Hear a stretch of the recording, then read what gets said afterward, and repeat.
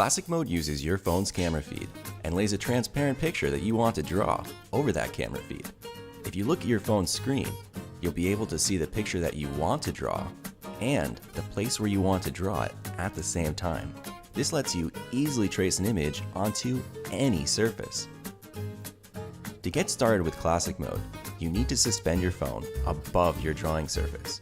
You can use something like a tall glass, a spray can, or better yet, one of our Vinci Eye phone stands. Links to these stands can be found in the app. If you're using a glass or a can, it's recommended to add a loop of painter's tape to the top and the bottom of the glass, so the phone stays in place when you touch it. If you're a lefty or a righty, it doesn't matter. You can position the phone any way that is easiest for you to draw. Now it's time to position your image on the paper. Press the Move button, and with one finger you can move the image around. Using 2 fingers, you can enlarge, shrink, and even rotate the image relative to your paper. When you are done positioning your image, make sure to unpress the Move button. This locks your image in place so you can zoom in to draw fine details, or zoom out to see your drawing as a whole. To adjust the transparency or opacity of the image, press the Opacity button. This brings up the opacity slider. You can move the slider to make the image more or less transparent. You can also switch the opacity on and off using the opacity toggle.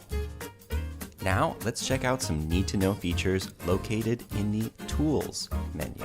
If the camera seems blurry while you're drawing, go to Tools, then Camera, and then you'll be able to adjust the focus manually using the focus slider. To apply image filters, press Tools, then slide the menu all the way over to Filters, then press Filters.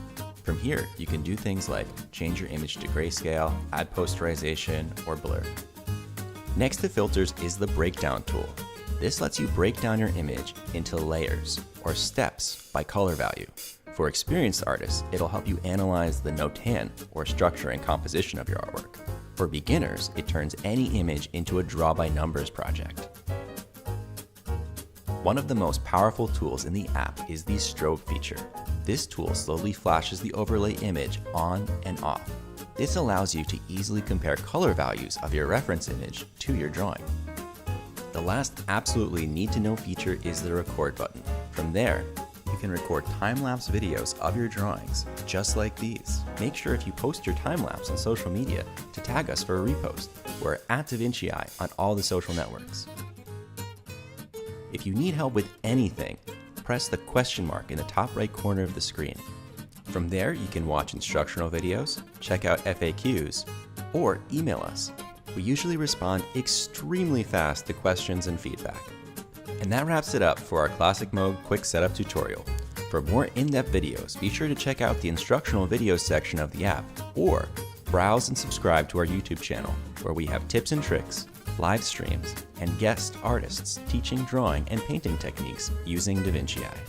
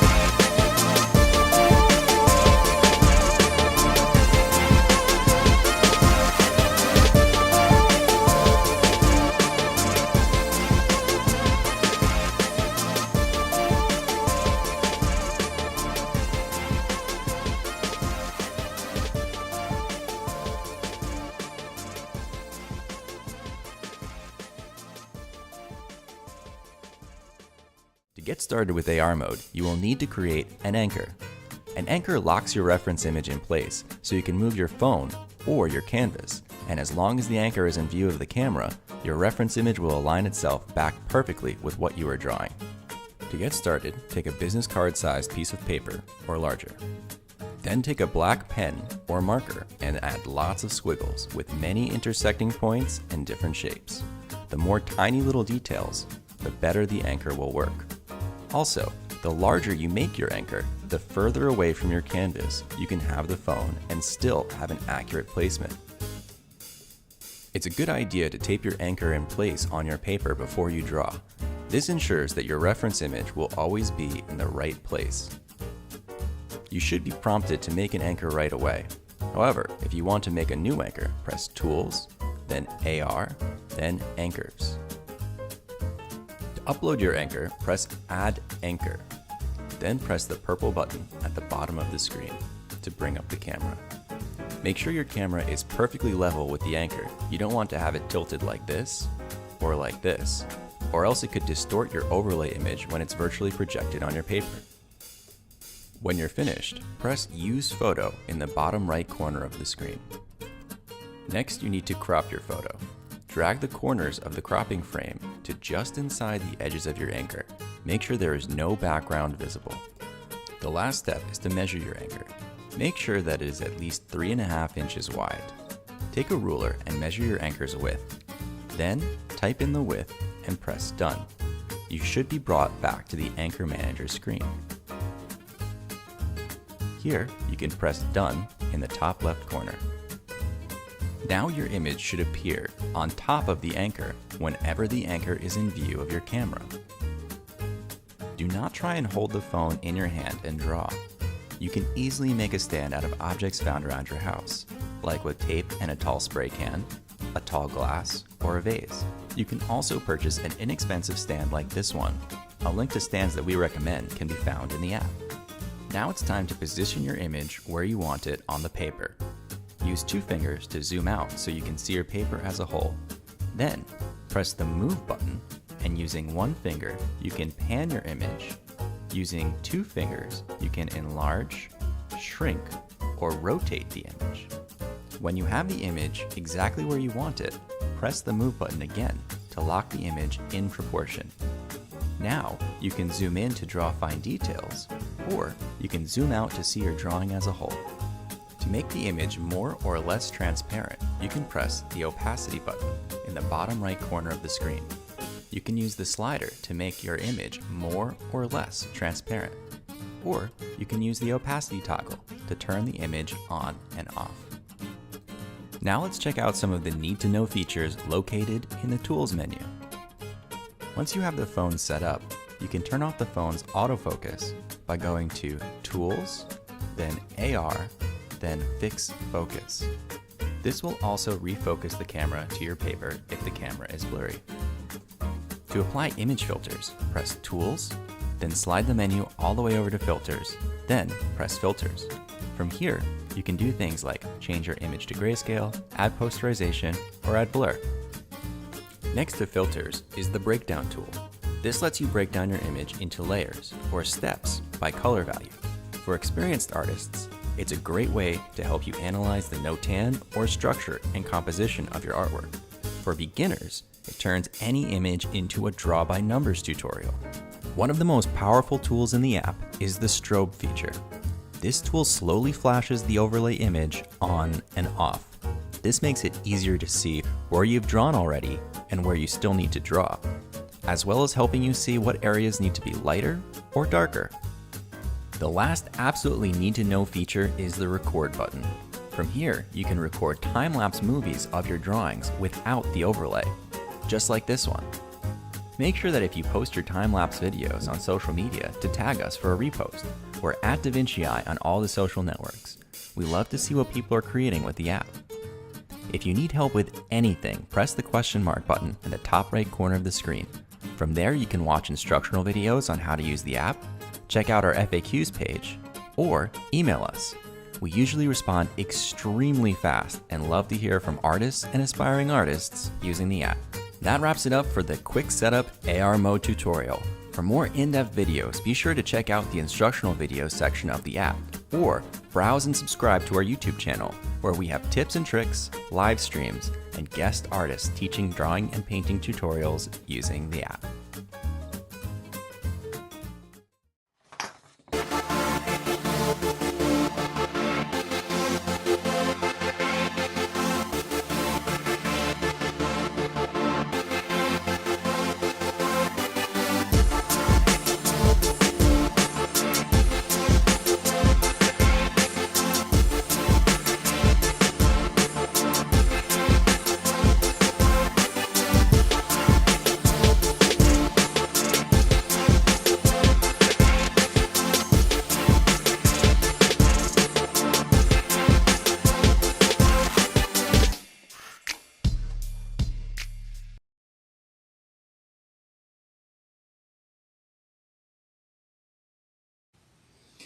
Hello and welcome. My name's Charity Low, and today we're going to do a hyper-realistic portrait. I really recommend that you draw along with me so you can learn more. I find that actually doing the work helps me learn faster. So there's a couple of ways you can get the reference photo. You can go to the Facebook group, Vinci Eye App's Facebook group, and there will be the reference in the featured posts. Or you can go to my personal Facebook page, which is charitylowsart, and it will also be in the featured posts, so you could just download it and then use it. Or you can even go into the app itself and just look up my profile, and then if you look into my references, you can scroll down, find the reference there. There's also lots of free stencils that you can use in my references too. So, and I would also really appreciate it if you guys will send me some of your drawings, even if you're new to art. I want to be able to see some of your work and also display it in future slideshows like there was at the beginning of this video, and there will also be another for the middle of the video. Right now it's just me and one other person, so we need a wide variety of people with different styles and different parts of the development, stages of the development of your art journey. I am also more than happy to take requests, whether that be a different medium or a different subject. I am just really good at pencil work. I like to do graphite pencils and colored pencils, and I love to do portraits, people portraits, and pet portraits. But I've done stained glass painting, fabric painting, wood burning, quilling. I've used other materials like soft pastel, watercolor, acrylic, pen, markers. And if there's something else that I haven't said or you haven't seen me do, but you would like to try, I will do extensive studying on that so that when we get into doing that for one of our live videos, I will at least get you started with what I think was the best things that I've learned from doing that work for you. Also, I will accept requests for personal photos, whether that be your family members or your favorite pets. I will send you my original drawing for free, no shipping charges or anything like that. I just can't tell you exactly when it's going to be done, but you can have my artwork for free if that's something you're interested in doing. If you do not have the app and you are interested in getting the app, there is a promo code for the iOS down in the description. Right now, Android is currently free because they just dropped their brand new version and they want people to try the app and give honest reviews. It does have some ads. You can pay for it to get rid of the ads. And I also recommend you doing that sooner than later so that you are, you have that lower price forever. So you buy the app and then they'll just grandfather you even if they increase the prices down the road. So great opportunity to try that. If you need any more like particular tech support, contact the app developer at info@davinciieapp.com. They are pretty quick in answering, and yeah, that's for stuff that's not necessarily the artwork itself, that's just the tech stuff. Please join the Facebook community. Every year I do one competition and then one challenge for cash prizes. The challenges are just randomly drawn by people who actually did the work, and then the competitions are voted by the community. There you can also communicate with other artists, get some ideas on how to set up, and other things, post your artwork and get feedback.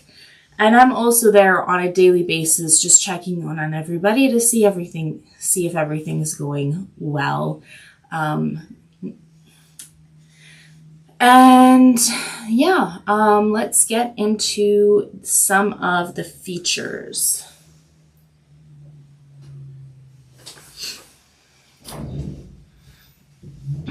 Okay, I'm gonna go back to the main page here. So this is what you'll see when you first open the app. And there's like references that you can draw that are already preloaded. Some supply or some equipment if you want to upgrade your setup. Some tutorials, more tutorials, and featured stuff, featured artwork, and then also a little mural maker app, which is great for really big pieces. I could also do that for you too if you want to go through the mural maker. So you're going to go to the left top corner where there's the 3 lines, go into search profile, and then type in charitylowsart. charitylowsart, A-R-T. And then you're going to go into the inspirations and scroll down until you see the reference that we're working on. You click on that and scroll down a little more again. And then you press the little photo icon, and then you're going to press draw this. And it looks like we have a couple of artists who already have done that on their own, which is really cool. But I already have that going, so I can continue on where I left off with everything just realigning itself and automatically, especially if you use the Android, or not the Android, the AR mode. You just go into projects with the little bookmark, and then you can choose the project that you are currently working on. So just click on it, and then it will pop up. And again, if it's in AR mode, it will just automatically realign everything for you. So let's just... So now let's quickly go over AR and what does it do and how do you set it up. You can make your own anchor, but you could also print off the anchor, and I think there's an option somewhere in the app to do that. I also posted it on the group too. So I printed off an anchor, cut it out, and it just locks onto the anchor. You can have the anchor tilted, so that means you can either have your phone tilted so it's easier for you to see, or your drawing surface tilted if it's more comfortable for you. It just makes up for that tilt so it doesn't distort the image. But you could also make your own. So go to Tools, AR, Anchors, go into Make Your Anchor, and then you can see that I've made quite a few. You get a piece of paper that's roughly the size of a credit card or bigger. Scribble on it. It'll have you take a picture of it, but you want to take a picture of it so it's parallel to the anchor so it doesn't warp the image at all. And then you crop it, tell it what size it is, and then you're ready to go.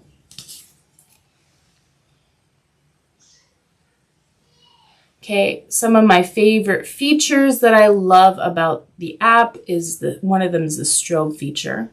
So what it does, well, I should show my anchor so it pops up. what it does is it just goes back and forth between your reference and your drawing, so you can see all the little differences between the two. Grid works really well for classic mode if you can't use the AR mode, or you don't like using the AR for whatever reason. The grid will allow you to square off the corners so that the image isn't warped, or you can even use it for doing the grid method if that's something you want to practice, is doing the grid method. I don't know if it's going to show up on this. Show grid. No, it's not going to show grid, but it does work on the classic mode. Torch is great if you have a dim room, not very good lighting. It uses the phone's flashlight. The only thing I want to say about using the torch is that if you have anything that's reflective, like graphite, it will kind of reflect back up to the camera and you won't be able to see it exactly as it is. But it's good for like matte drawings, like pencil, colored pencils and stuff like that. So I do recommend just getting some really good table lamps, something that goes around if you want some better lighting that doesn't reflect back to the camera. Filters is kind of fun to work with. It has like a whole bunch of different fun things to do, including reverse colors. So this is really cool. Something that people find interesting to look at online and stuff. But there's a whole bunch of different filters, whether that be a texture filter or the black and white.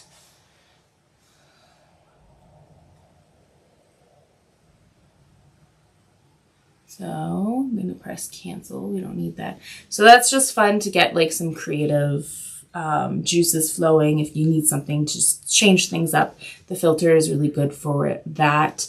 Breakdown mode I usually use for monotone or layering. So I love to use it for my black and white graphite drawings, or watercolors for layers to build up the shades and the shadowing and stuff. So what it does is it gives you step-by-step stencils. I have cut out off, but I'm not going to go into too much detail. Step-by-step stencils. Let's turn off the strobe for now.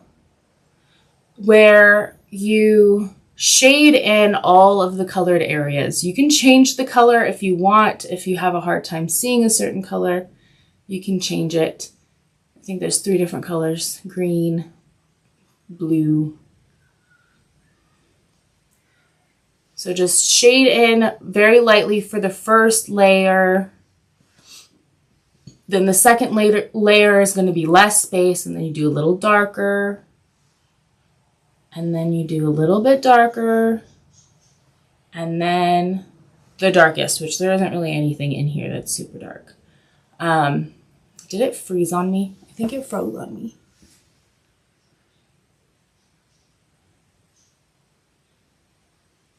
I'm going to turn that off. Okay, since it froze on me, I'm going to take a minute to kind of fix that. So you just swipe out of the app, shut it off. Oh, I think I might have accidentally turned off too much. Oops. Sorry, I got to fix something because I turned it off by accident.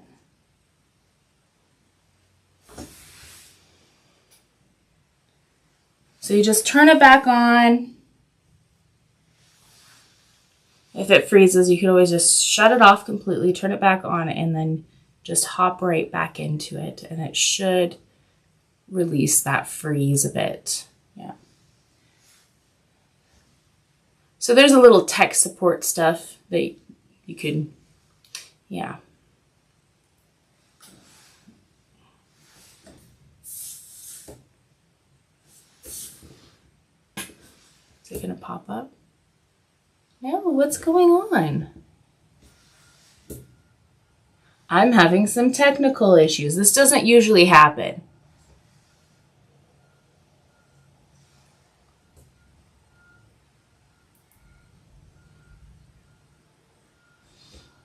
So let's go back. See, will it pop up now? Why is it glitching like that?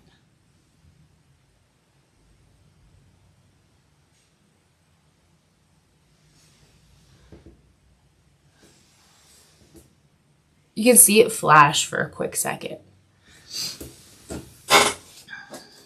I might need to call up Sam. Be like, hey, I can't do any of my live video today because it's not working.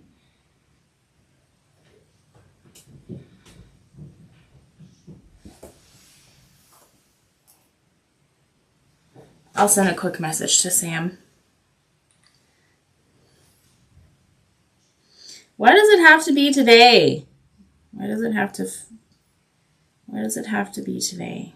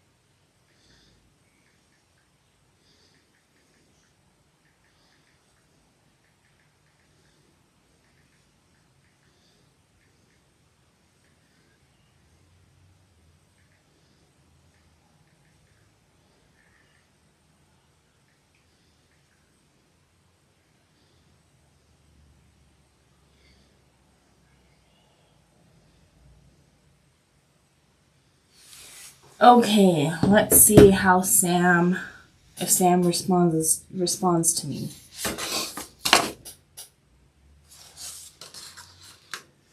Let's see if I can just move this. Will that help? No.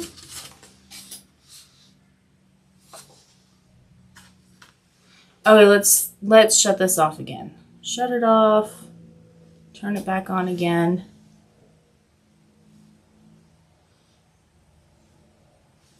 Go to projects, click on that. Let's see, will it pop up? No. Oh no, I might have to do something else for today. If Sam doesn't get to me. I might show you how to do some quilling instead. Oh, that sucks.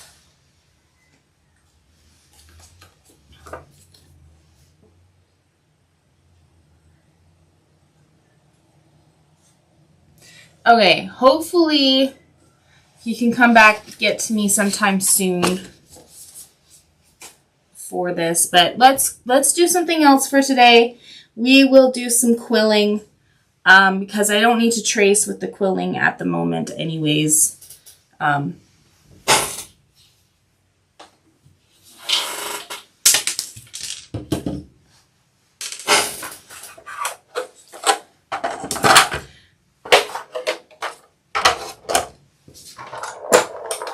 Sorry about that. So let's put this away. We don't need the app anymore because we already did that. Let's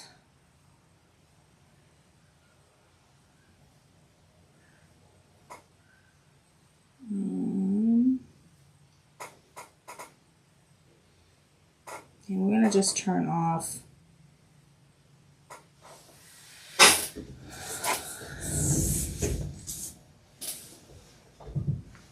I'm just turning off the automatic. Oh no, I don't want to wreck it. Okay, so here's something I've been working on the side, and I'm so sorry we aren't able to get to that photorealistic. artwork, but this is quilling. Oh, the camera's in the way. So this is quilling. It's pieces of paper that is curled up, shaped, and placed on. And I'll tell you a little bit about what I did. I traced two images of this, one for the finished product, and the other one is a pattern, or for the pattern of the piece. So I can do one section at a time, complete it, and then glue it on. So, oh, and then also, as much as I love my daughter, she decided to color on it on the bottom. So I gotta fix that real quick. Should I fix that now or should I fix that later? I don't know.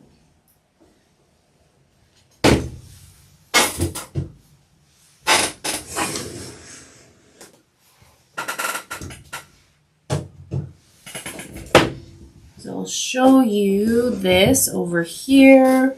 We'll grab our tools and our supplies. I am using quite a bit of, like, quite thin paper, but yeah. I learned how to do the basics from my creative camp, and now I'm doing something a little bit more complicated.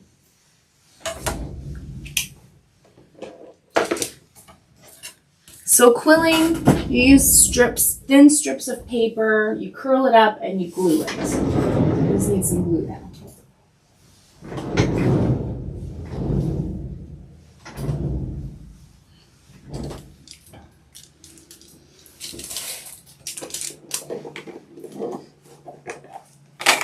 I am using Barely Art glue. You can buy this off of Amazon or probably straight. I don't know if they have a website, but it is really good craft glue.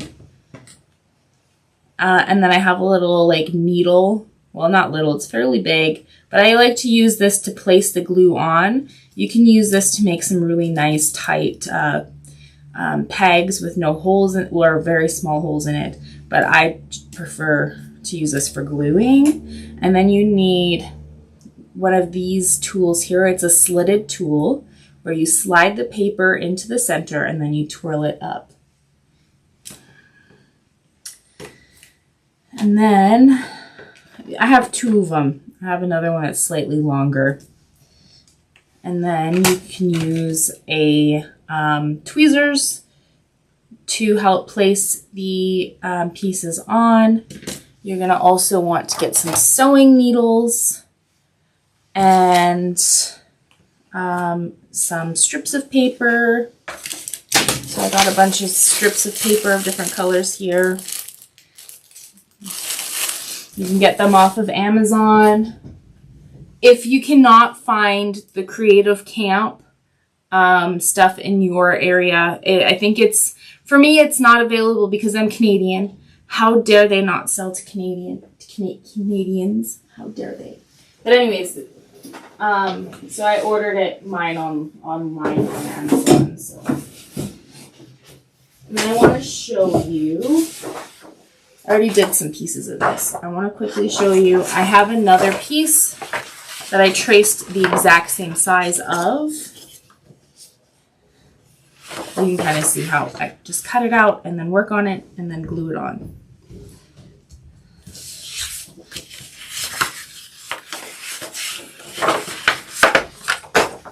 So that is my pattern that I'm going to be using.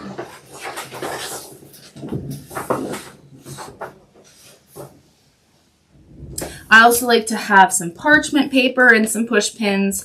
This tool is really helpful too. It helps make the same size of a circle, which you can then like sculpt to different shapes if you want. But this is really good for like when you're trying to do both sides as this like close to the same as possible. But it's not exactly even if you take a good look at my stuff. Okay, so I did earlier, I did earlier some pegs that I need to put on.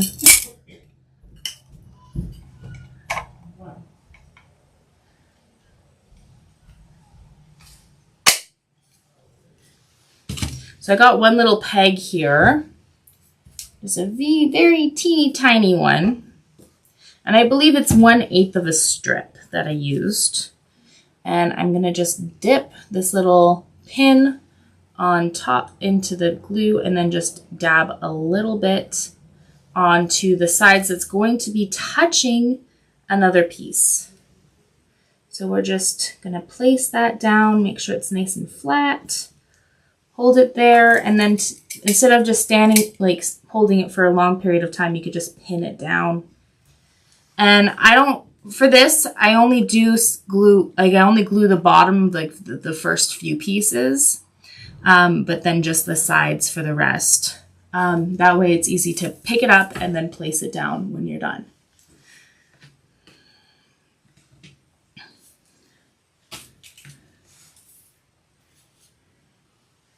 I don't think those strips are the right size.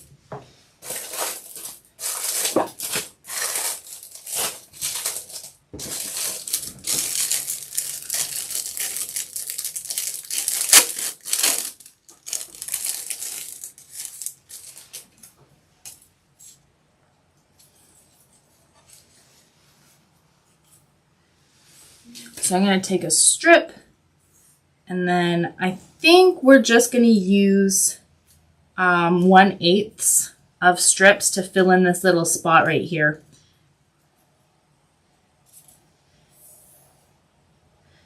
So I'm going to rip it in half, rip it in half again, and then that's 1/4, and then we got to rip it again. Let's see if any of those other pieces in the toolbox, the strap box, the scrap box is the same size. So that one's the same size. So we can use that.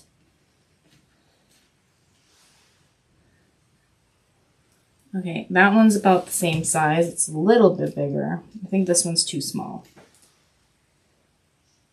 That one's slightly too small. Okay, and then we're going to take this little quilling tool here, slide it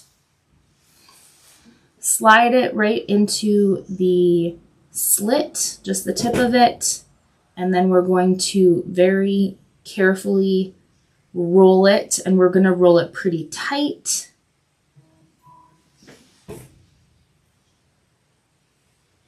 And then we're going to glue just a very small amount on the tip here, roll it over top, and then just hold it.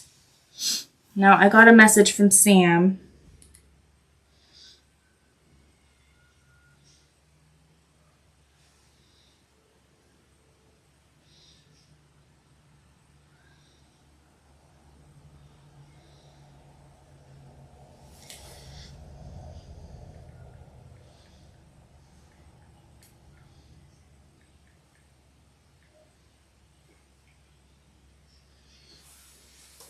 Let's see if he can fix it for me. See, he answered me quite quickly. It's just I'm impatient. Let's just see.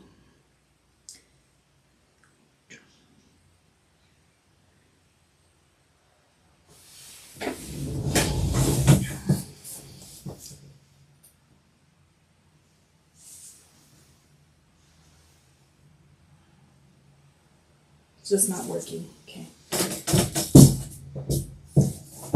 We're going to have a very strange live.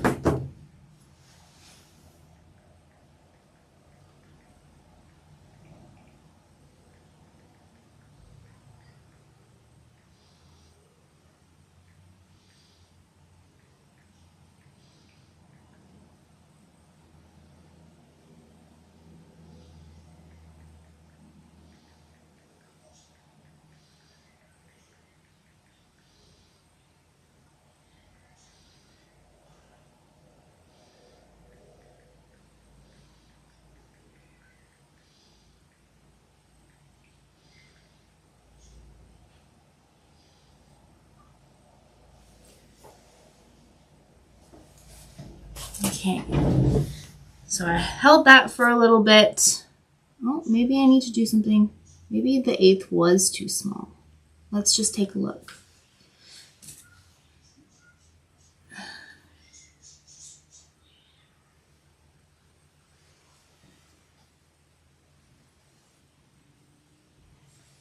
I'm just taking a quick look at the size of this.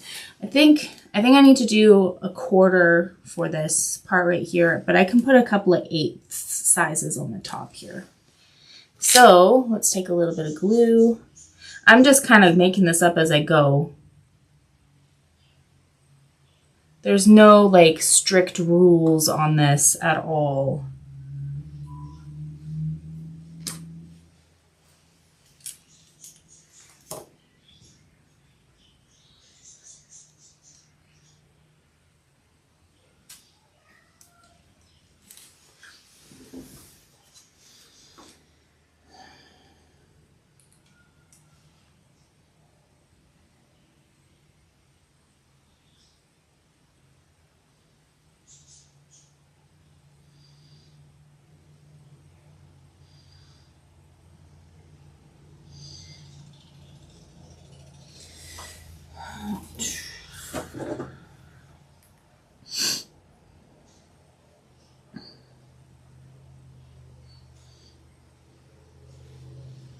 Sorry, I'm just trying to figure this out.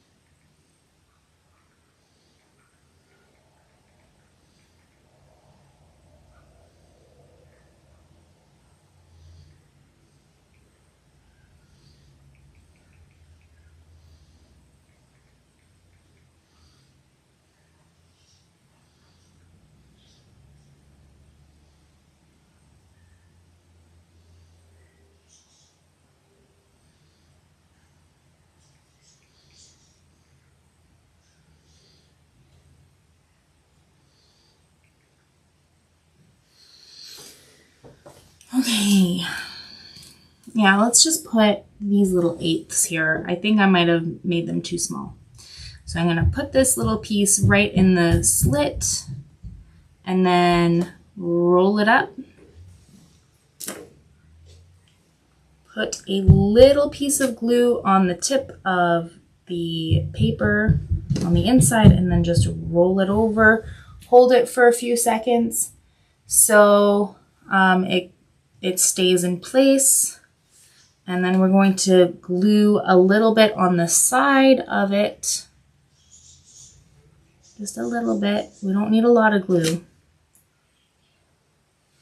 I think I'm going to use the tweezers to help me place this because this is really small.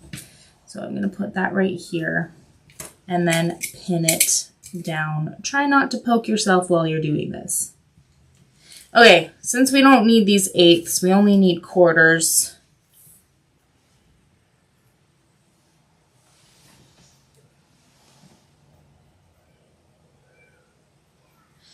And then we're going to rip the halves into 1/4s and then we're going to see, is this going to be the right size?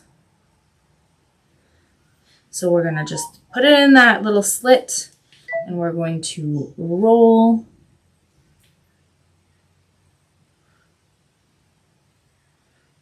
it and pull it out. I'm going to just make sure it's nice and flat.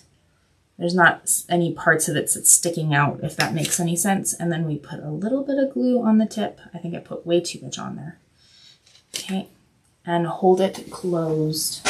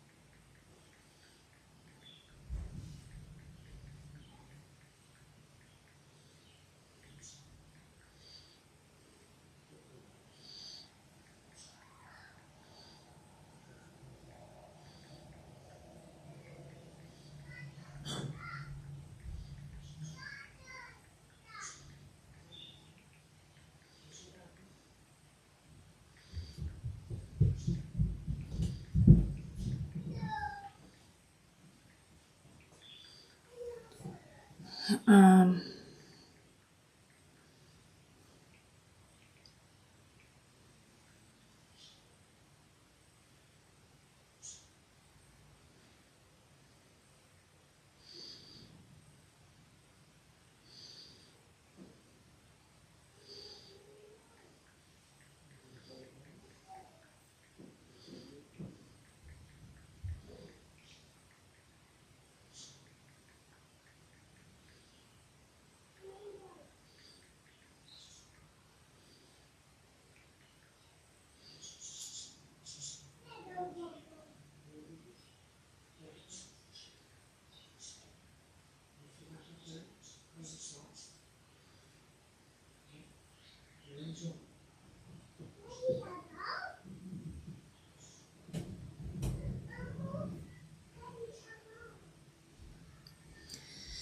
okay, sorry about this. I can't talk.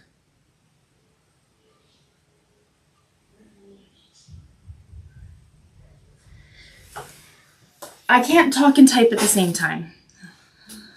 Okay, so I'm going to glue a little bit of on the side here, now that I've got a peg, and then we're going to place it right where we want it, touching another piece with that glue, with the side with the glue, and then we're going to pin it down.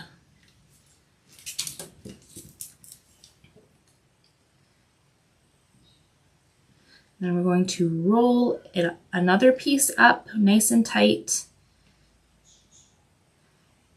I'm going to flatten the sides, the top and the bottom, so that there's nothing sticking out, just in case if I didn't roll it very well.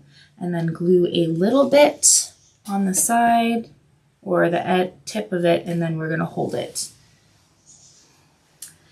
And then glue the side of it, just a little bit of glue. We don't need a lot of glue. It will stick pretty good. I'm going to take that tweezer again and then just place it on the piece and then pin it down.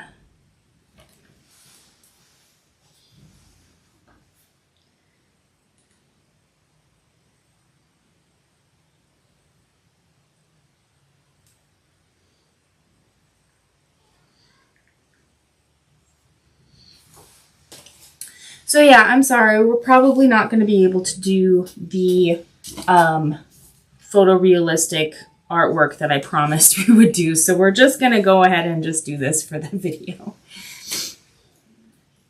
I'm going to need to change the thumbnail when I'm done.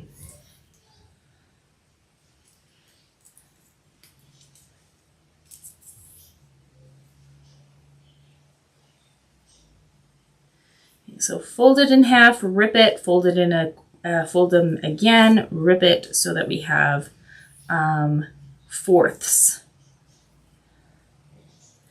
And I think we don't need very much more of this.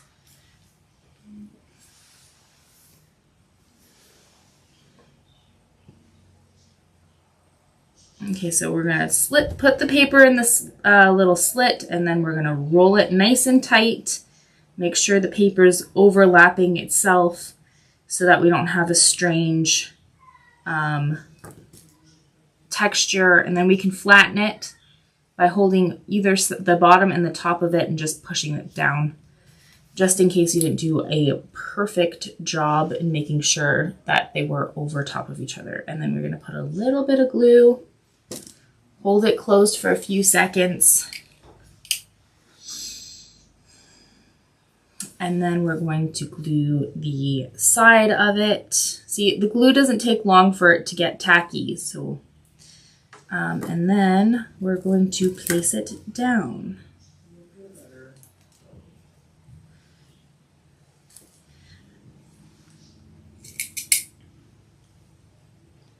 And then pin it in place so that it can dry very good and also very tight, because I want this to be, I don't know, I want this to be very tight and stiff. Okay, so again, just put the piece of paper in the little slit and then roll it and try to make it so that it's rolling over itself. Pinching it from the top and the bottom of it so it's nice and flat. Taking a tiny, tiny bit of glue and putting it on the tip. And then hold it down for a little bit. I think this is the last black piece that we're putting on this. So we're gonna just put a little bit of glue on the side where it's going to touch the other pieces and then pin it down. So we're gonna place it and pin it down. There we go.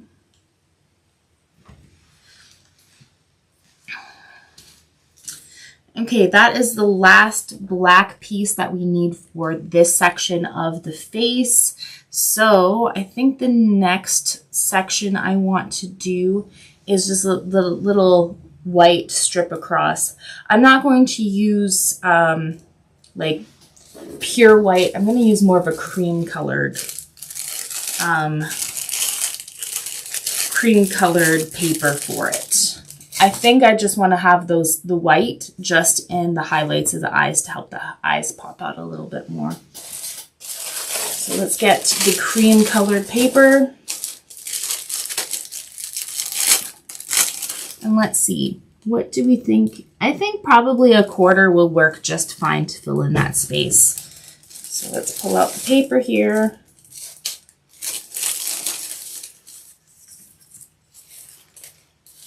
I'm using the reference of these pieces because like I have a big piece here, which is a full piece, and then we have half pieces, and then I can see what sizes they are approximately just by looking at these.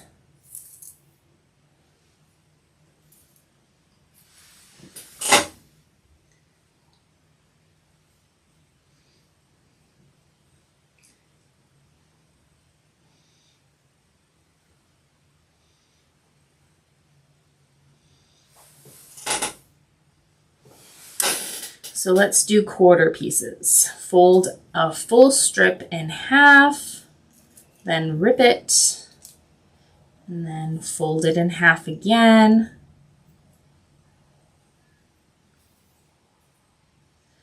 Rip it again.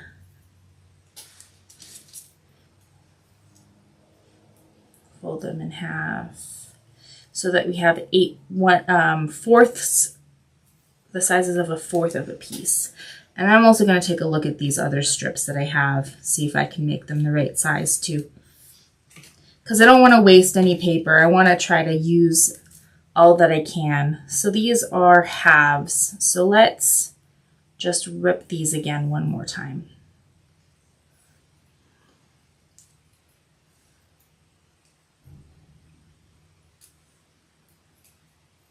So there's quarters.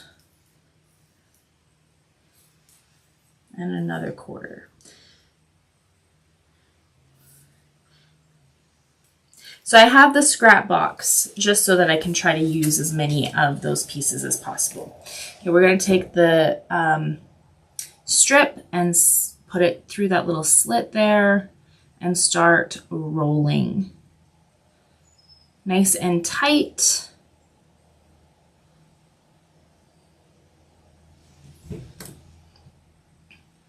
Get that tip, the end of that piece of paper, put a little bit of glue on it, and then close it and hold it for a few seconds.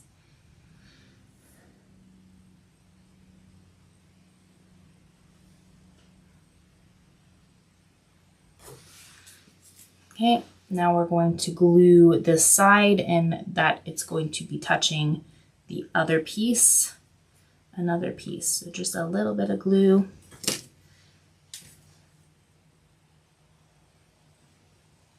Well, I think I might want to start in the center so it's easier to make sure that it is as even as possible. So let's put this down, pin it.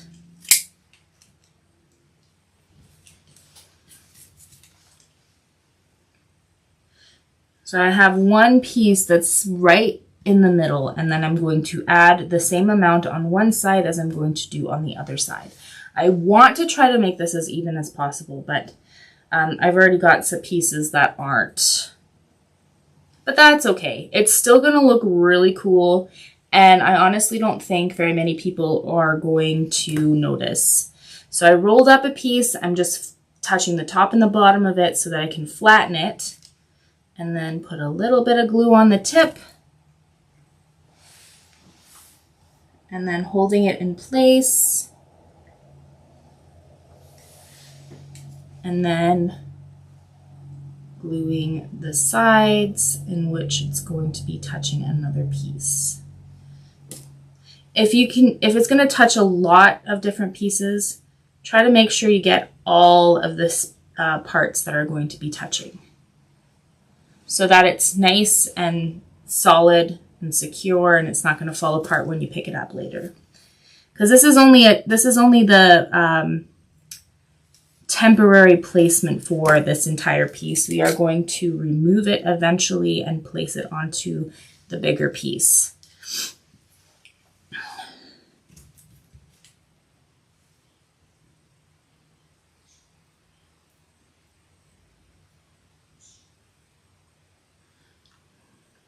Roll it up, flatten it a little bit, a bit of glue on one side, hold it.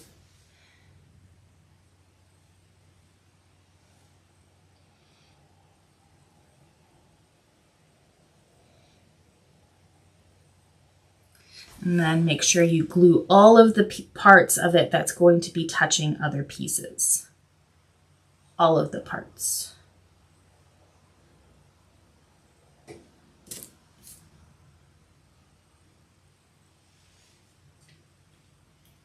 Place it down, just making sure that glue is touching another piece, and then pin it down so it can dry and you can move on quicker. So this is very similar to like other fun crafts.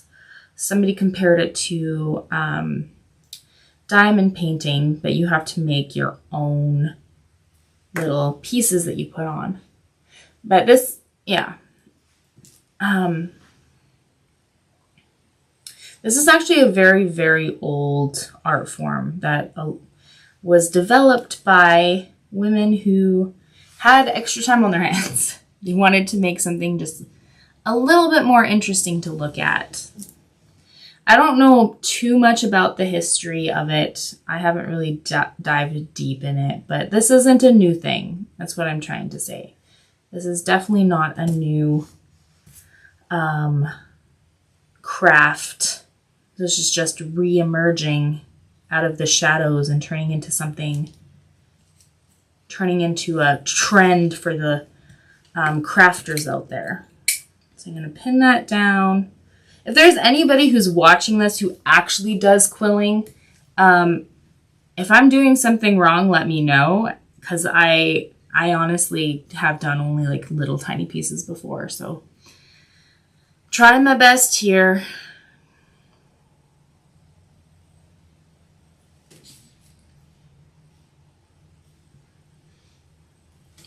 So flatten it, make sure the top and the bottom's nice and flat, and we're going to glue the tip. So it just keeps on, it's very repetitive. It takes some time to do.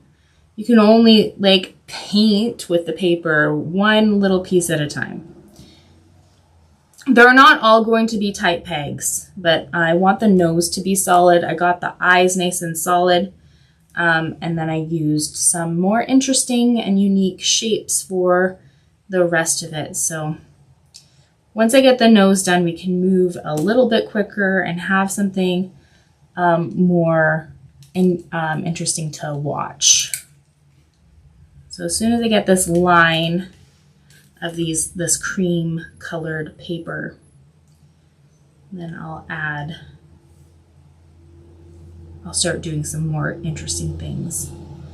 So twirling, flattening, and gluing. Just teeny tiny bits of glue. You don't need a lot.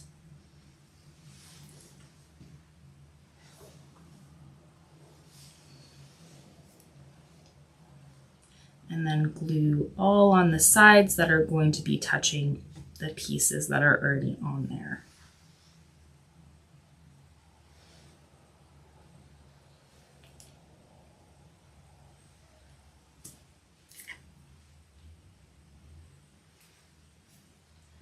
And then placing it right where you want it, and then pin it down. We're running out of pins, so eventually I'm going to have to steal some pins that have been sitting there for long enough.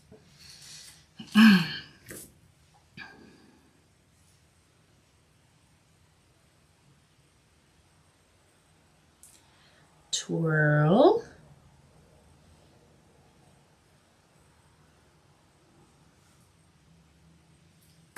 Flatten. And glue.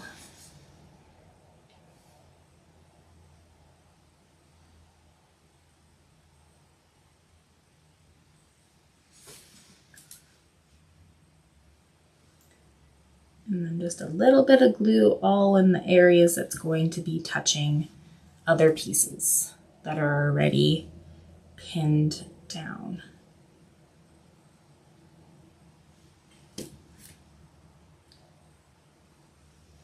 So what do we have? 1, 2, 3, 1, 2, 3.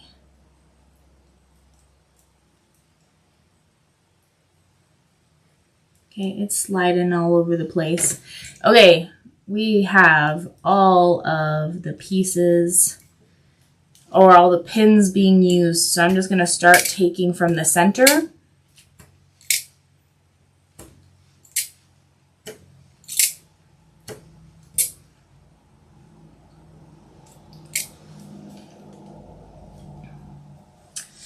The center of this nose is glued down to the paper, but I can easily just peel that off. If we glued down the bottom of each piece, it's going to be one heck of a time trying to get it off.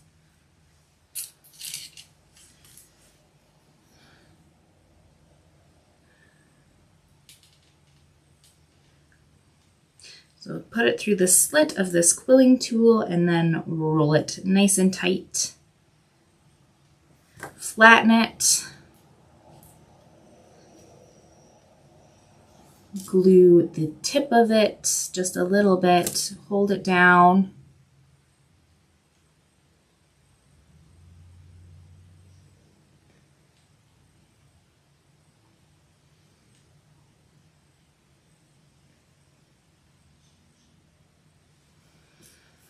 And then, kind of made a little bit of a goof.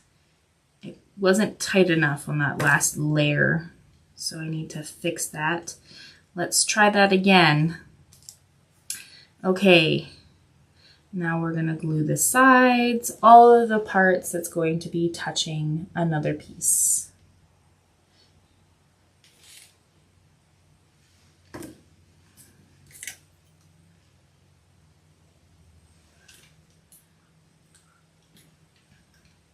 So I'll describe to you how I got all these, like how I used the app for this.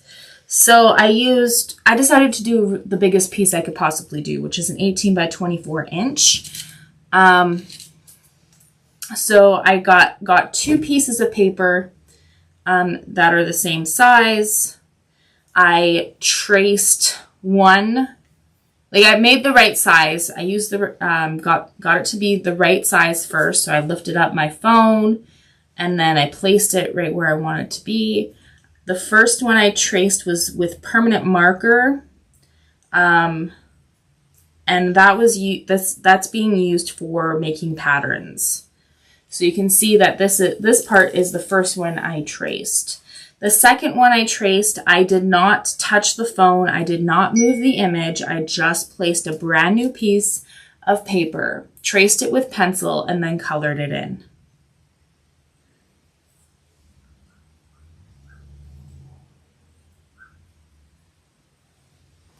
And the reason why I did that is so, like without touching it, I tried to get it to be exactly the same size, is so that when I use the pattern to make the pieces, it will fit perfectly in the original.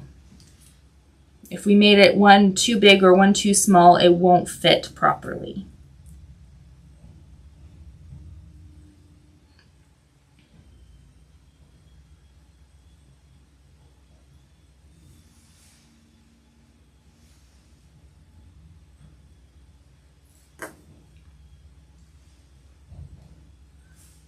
So just glue the tip.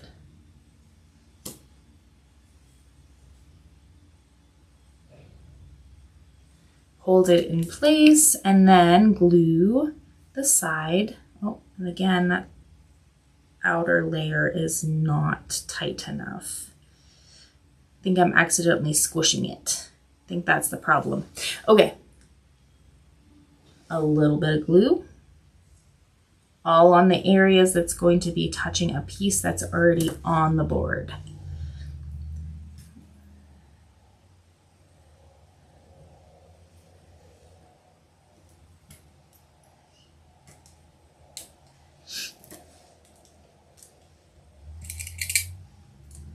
And pin that down so that it will dry in the right spot. So 1, 2, 3, 4, 1, 2, 3, 4. I think I need like 3 or 4. No, I think I just need 3 more on each side, so that's 6.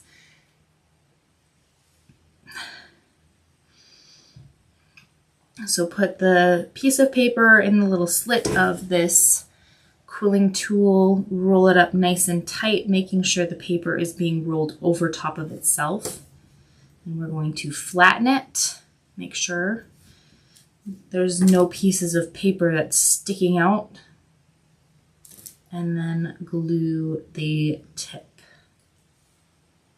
Hold that in place.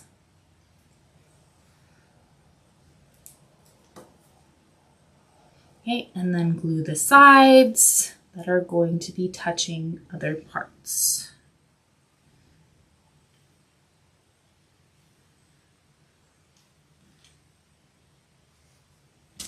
I know I just say the same thing over and over and over again, but that's pretty much how all art forms are done, is that you just repeat the same thing over and over. Again, it's going to get a little bit more interesting once I get this section all finished.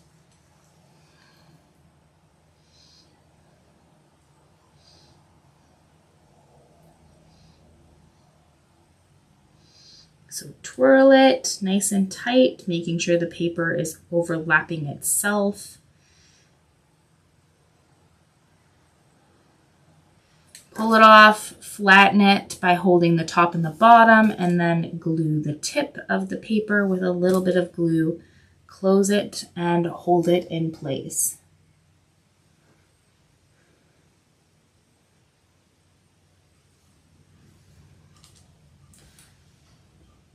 A little bit of glue on the sides that is going to be touching other pieces that are already on there.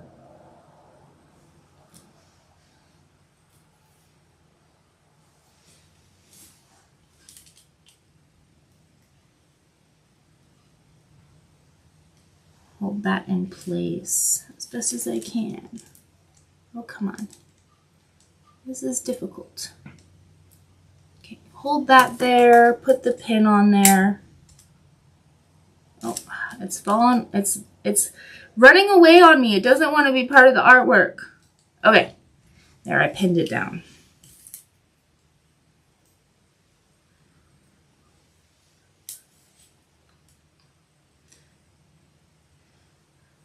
The piece of paper through that slit and roll it. Rollin', rollin', rollin'.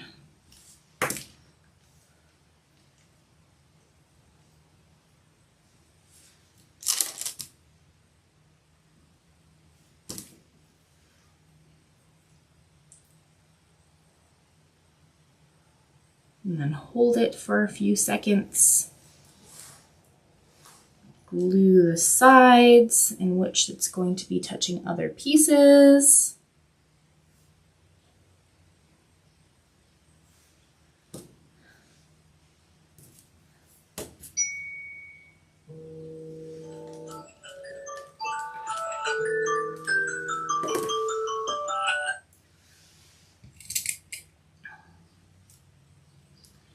and then pin it down so it can dry.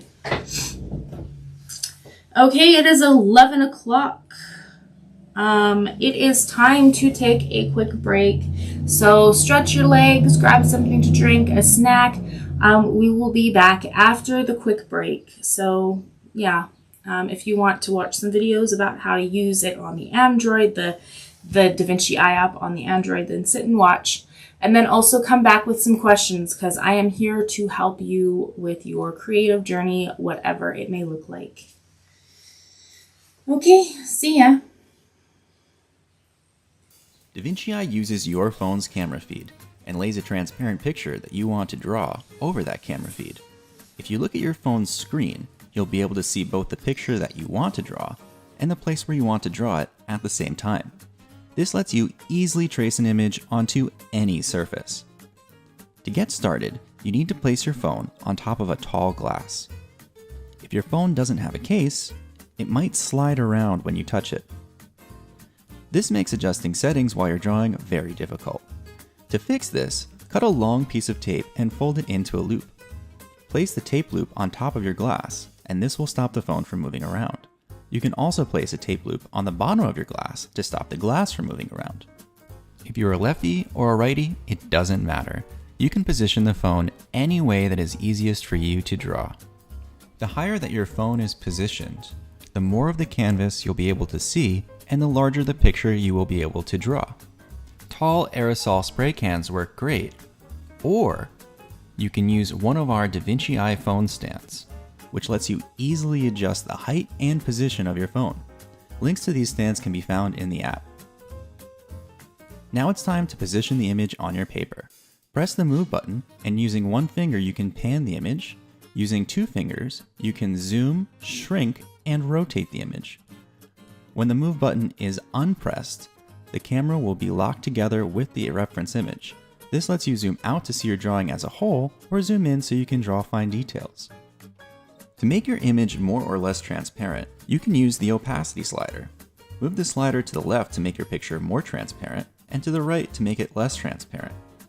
If you find that your pencil or paper is blurry as you're drawing, you can adjust the focus of your camera by pressing Tools, then Camera, and then Fix Focus. To record a time lapse, like this one while you draw, press Tools, then scroll all the way to the right, press the Record option, and then press the Record On switch. One of the most powerful tools in the app is the strobe feature. This strobes the image on and off so that you can compare color values and you can see places where you still need to draw. In addition to the multiple filters in the Filters tab, there is also the Breakdown feature in the Breakdown tab. This breaks down your image into layers by color value. For beginners, it turns your photos into a draw by numbers project. Or for advanced artists, it can help you analyze the structure and composition of what you are about to draw or paint. If you need help with anything, you can always press the help question mark in the top right-hand corner of the screen. From there, you can watch instructional videos, check out our frequently asked questions, and even email us. We usually respond to emails extremely fast, and we love to hear from artists and aspiring artists using our app. Be sure to subscribe to us on YouTube and follow us on Instagram, TikTok, and Pinterest to see instructional videos and demos of how to use all of the amazing features that are in Vinci Eye.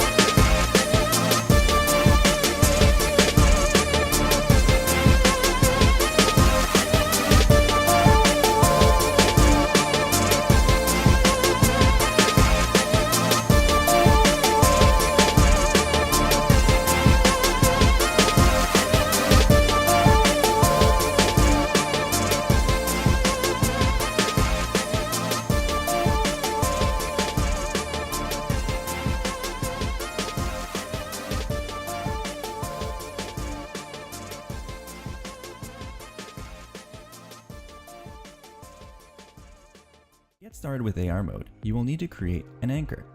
An anchor locks your reference image in place, so you can move your phone or your canvas, and as long as the anchor is in the camera's view, your reference image will align itself back perfectly with what you were drawing. To get started, take a business card-sized piece of paper, or larger. Then take a black marker and do your best Jackson Pollock impression. Make a lot of squiggles with many intersecting points and different shapes. The more tiny little details, the better. The larger you make your anchor, the further away from your canvas you can have the phone and still have accurate placement. It's a good idea to tape your anchor in place on your paper before you draw. This ensures that your reference image will always be in the right place. You should be prompted to make an anchor right away. However, if you want to make a new anchor, press Tools, then AR, then Anchors. To upload your anchor, press Add Anchor in the top right corner of the screen. Press the purple button at the bottom of the screen to bring up the camera. Make sure your camera is perfectly level with the anchor. You don't want to have it tilted like this or like this, or else it could distort your overlay image when it is projected onto your paper. When you're finished taking a picture, press the OK button at the bottom right corner of the screen. Next, you need to crop your anchor. Drag the corners of the cropping frame to the edges of your anchor. Make sure there is no background visible. Then, press Crop at the top right corner of the screen. The last step is to measure your anchor. Make sure that it is at least 3.5 inches or 8 centimeters wide. Now press Done. Now press Use Anchor. Your image should now appear on top of the anchor whenever the anchor is in view. Do not hold the phone in your hand and try to draw. You can easily make a stand out of objects found around your house, like with tape and a tall glass, tape and a tall spray can. You can also purchase an inexpensive stand like this one. A link to stands that we recommend can be found in the app. If your camera is not in focus, press Tools, then Camera, and then Fix Focus. This will refocus the camera to your paper. Your image will appear in the center of your anchor. To position your image on your paper, use 2 fingers to zoom out so you can see your paper as a whole. Then press the Move button, and using 1 finger, you can pan your image. Using 2 fingers, you can enlarge, shrink, and rotate your image. When you're done, make sure to press the Move button again to lock the image in proportion so you can zoom in to draw fine details, or you can zoom out to see your drawing as a whole. Now you can adjust the opacity.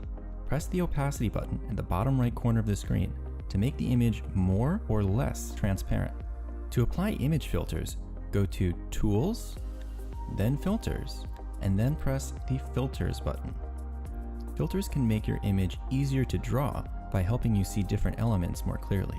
You can also use the Breakdown tool by going to Tools, then Breakdown, and then Setup. This lets you break down your image into layers by color value. This is great for turning any image into a paint by numbers tutorial, or if you're an advanced artist, it can help you analyze the no-tan or structure and composition of your artwork. To use the strobe feature, go to Tools, then Strobe. This tool slowly flashes the overlay image on and off, allowing you to easily compare color values of your reference image to your drawing. This is one of the most powerful tools in the entire app. To get to the last absolutely need to know feature, press Tools, then slide all the way to the right and press Record. Then turn the record switch on. This lets you record awesome time lapses of your artwork without the overlay, just like this one. Make sure if you post your time-lapse videos on social media to tag us at Vinci Eye for a repost. If you need help with anything, you can always press the help question mark in the top right corner of the screen. From there, you can check out our frequently asked questions, watch instructional videos, and even email us. We usually respond extremely fast emails and love to hear from artists and aspiring artists using the app. Be sure to subscribe to us on YouTube and follow us on Instagram, TikTok, and Pinterest to see instructional videos and demos how to use all the awesome features Vinci Eye has built in.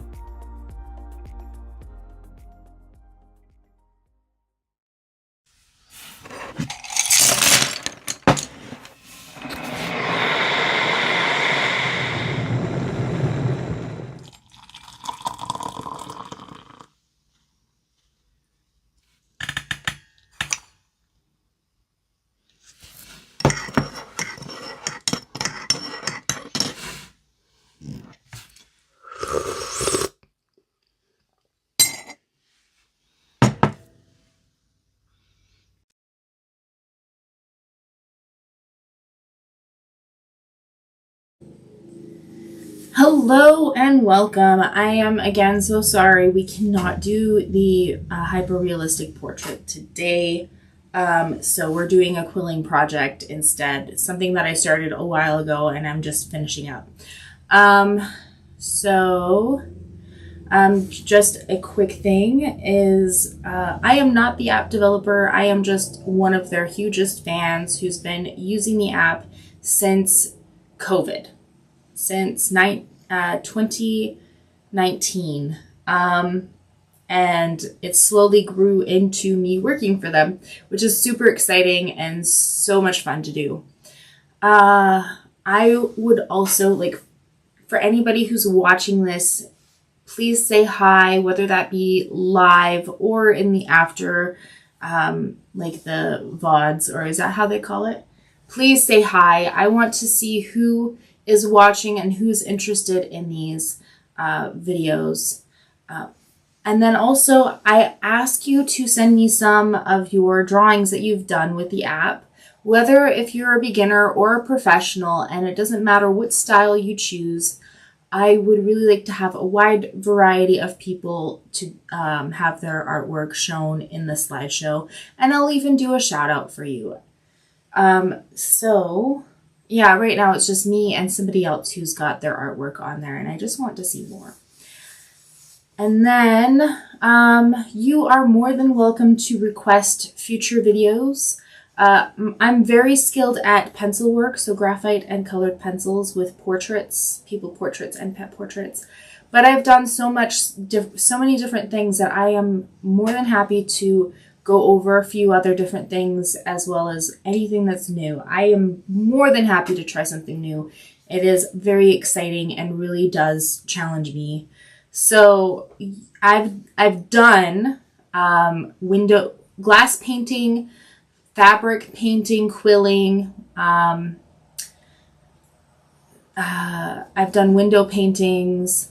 I have done other mediums like soft pastels, watercolors, acrylics, pens and markers. So even if there's something that I've never done before, again, go ahead and ask for those. You could also request me to do certain images. You can either have me do a certain subject or other than portraits, or you can send me some pictures that are personal to you. I will draw them for you, and I will send you the original drawing for free, including the mailing as well. So yeah. Promo codes for the app. The iOS, we have a promo code for the iOS version of it. It's in the description. Android's currently free, has a currently free version of it because they want people to try it and give honest reviews. It does have some ads, but you can pay for it without ads. And I suggest as soon as you find out you like it and you think you're going to use it often enough, buy it sooner than later, because they grandfather people into the price that they originally agreed upon if anything changes in price. If you need tech support like I do today, please contact Sam. He is the developer. He is the mastermind behind the app. You can contact him directly through info@vinciieapp.com. I am scheduled to have a video call with him later to help get the app working again for me. I don't know, did I do something silly that just made it crash out on me? But hopefully we can get that figured out here pretty soon. And then also join the Facebook community, the Vinci Eye Apps group. You get to interact with other artists, post your artwork, ask questions there, get ideas on how to do a setup that works best for you with the app. I am there on a daily basis, always checking on people. You can always ask questions from me then anytime.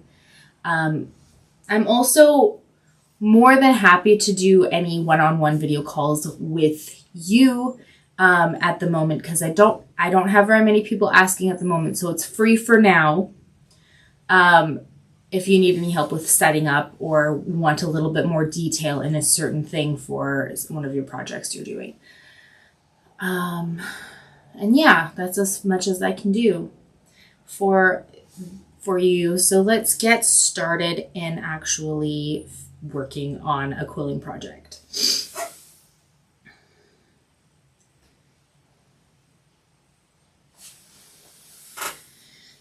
Okay,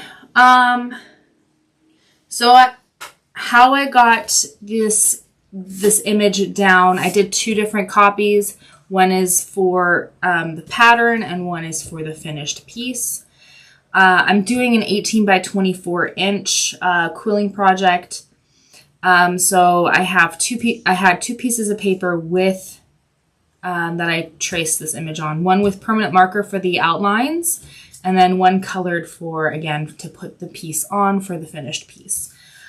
I had a little stinker butt who came into my art room without permission and scribbled with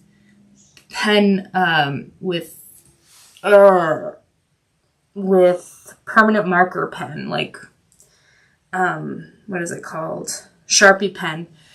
And so I'm going to have to eventually cut this out here all the way around and paste it onto another piece of paper. So I need to get a lock and key for this room.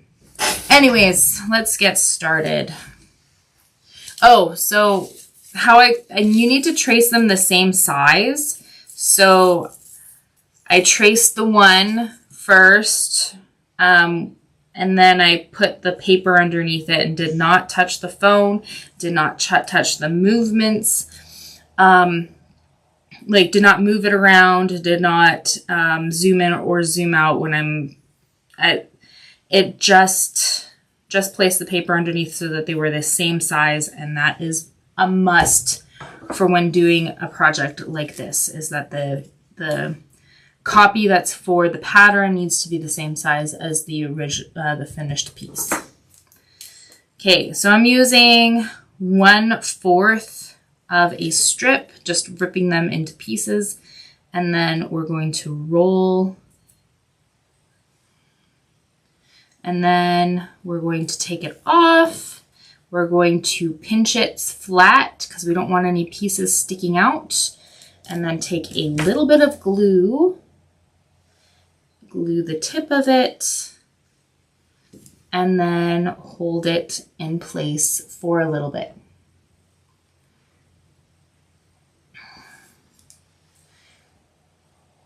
So I learned the basics of quilling from my creative camp. Unfortunately, because I am Canadian, I don't have any access to their tools and materials outside of what I got when I visited the States. But they are a great place to go to for learning how to do the basics before you start something big like this. They also have some tutorials on YouTube if that's something you're interested in trying yourself. So I think I only need 1 or 2 pieces more, and then we can move into something a little bit more exciting.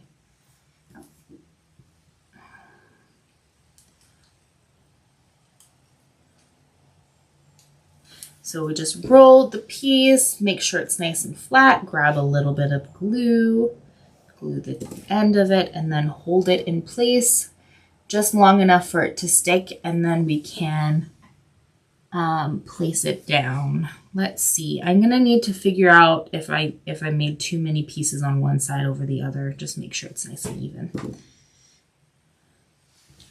Let's put this here. You know what? I think I might as well just go all the way to the side here. So all the way over, because it is touching this little piece here. I think it would be best if it touches this little piece there. So it's not going to be perfectly even, but at least we got it mostly even. I don't think anybody's going to really notice. So we're going to place that piece in the little slit, roll it up, make sure it's rolling over top of itself. There's also another thing that might be helpful is having nails. So you can actually grab the bottom of it with your one nail and just slide it up so that it doesn't just curl out like you're curling your hair.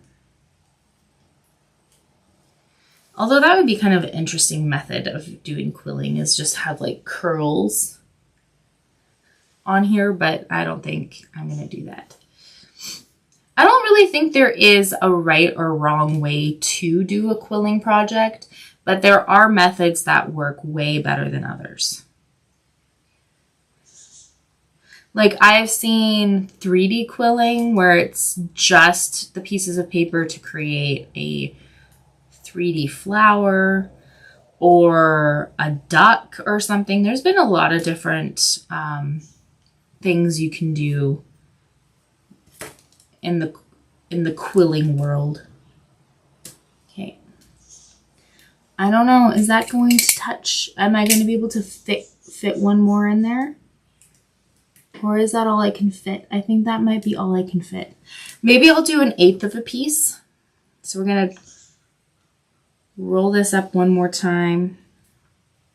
We'll cut it, rip it up in half one more time. I think only 1/8 of a piece can fit on this section. Okay, roll that up. Grab it from the bottom, pull it out, and then use your fingers to kind of flatten it. And a little bit of glue.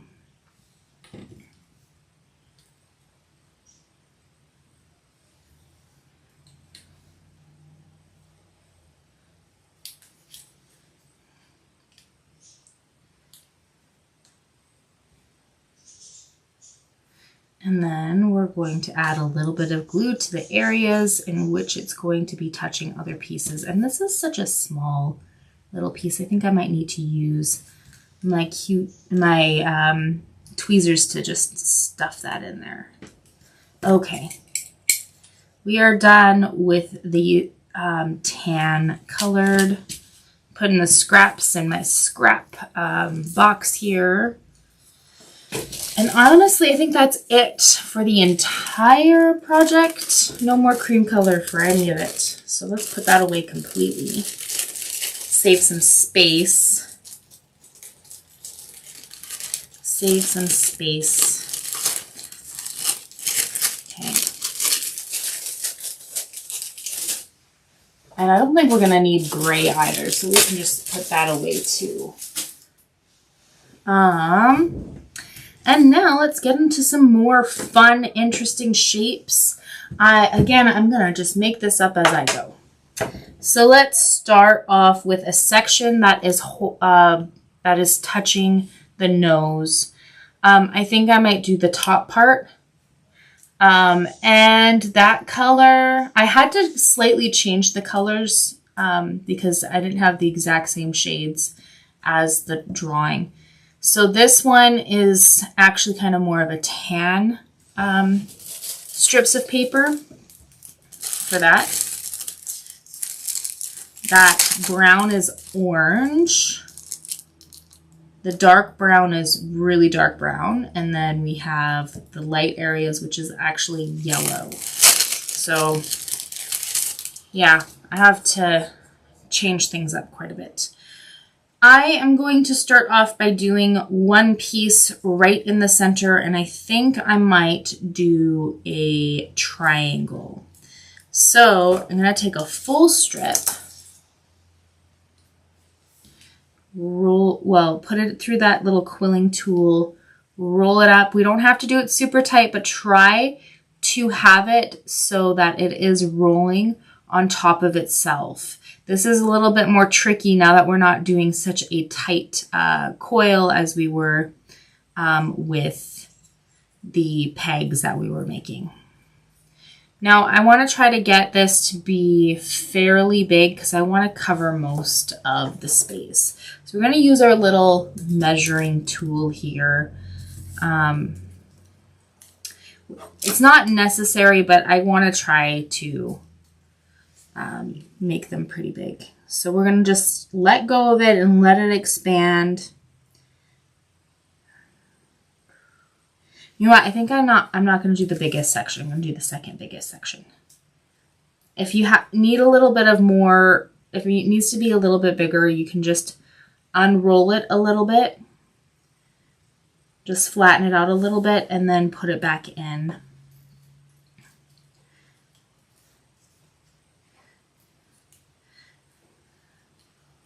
And then I'm going to use my tweezers to hold it right where that tip is touching the rest of it, just the end here. We're going to take a little bit of glue, place it on the inside, just a small amount, and then we can take our fingers, hold it together for a few seconds just to make sure it stays nice and solid. And now that it's stuck there, we can shape it. So I'm going to do a triangle, and this is going to be right in the center. So I'm going to pinch one side and then the other two sides. And we want to try to make the triangle even. So we're pinching 3 different sides to make this triangle. And I'm going to pull down the bottom of it so it's a little bit more curved because the nose is a little curved. And we're going to place it, just see how the placement's going to look. Okay, it doesn't matter if it's nice, like filling up all the space, because again, that's one of the reasons why I colored the background so it looks pretty full. This looks really cool in person. Okay, so now we're gonna glue the part in that's going to be touching the other pieces. So all on the bottom of this triangle here.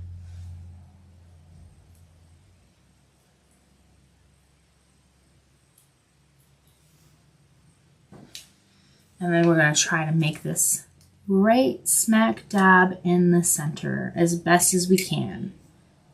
We are coming up with our own patterns.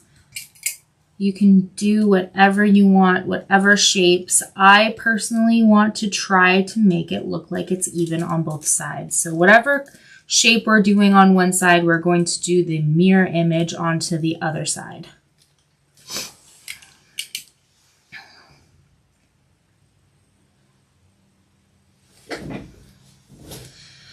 Okay, now let's see. I think we can do elongated triangle, and we'll use the same size as the other triangle, but we need to do 2 of them almost identical, mirror image of each other.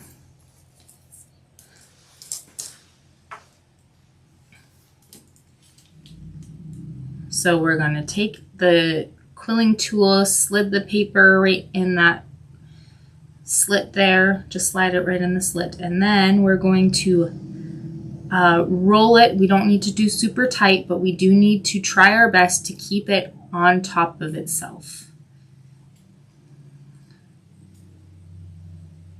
So when you're doing a looser coil, it is a little bit more difficult to try to keep it on top, especially when you're using thin pieces like this.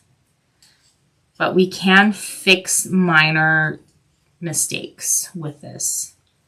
But you do want to try your very best to make sure that it's on top of itself. And then we're going to grab from the bottom and pull it out. I'm going to flatten it, and then I'm going to let it expand in the circle, the size of the circle that I want.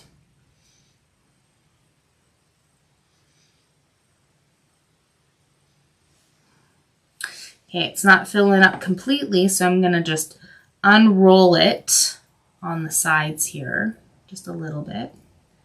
And then we can place it back in. So unroll it and then resize it a little bit.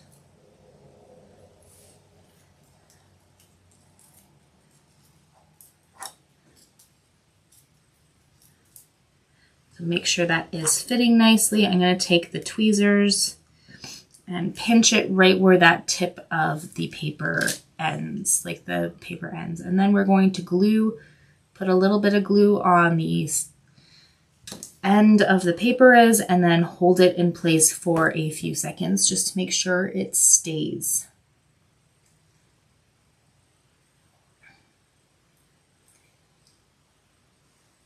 Okay, now I'm going to pinch one side, and then we're going to try to figure out what shape of triangle this is going to be.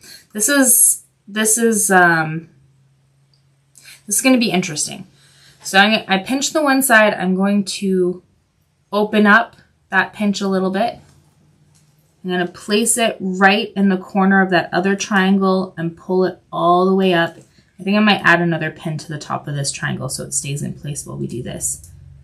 And then we're going to bring it all the way up and fold it right where it hits the top of that other triangle. Okay, and now we're going to bring that all the way down, and on the other side of the nose, we're going to pinch that as well. So this is going to be a very interesting triangular shape. So pinch here, pinch there, and then that should fit nicely. And then we're going to duplicate it, but the mirror image on the other side.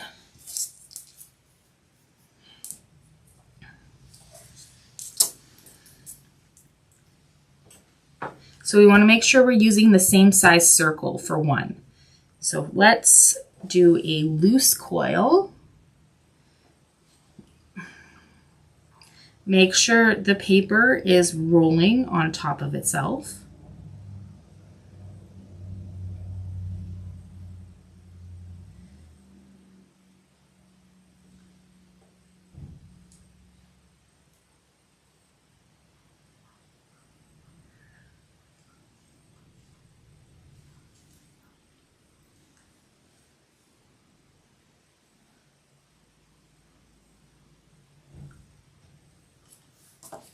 Okay, flatten it out by touching the top and the bottom of the paper and then just letting it unwind itself.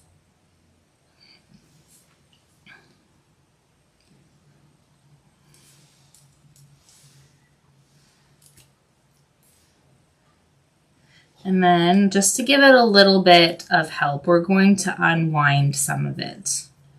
And then we can shrink it again just so that it fits just right.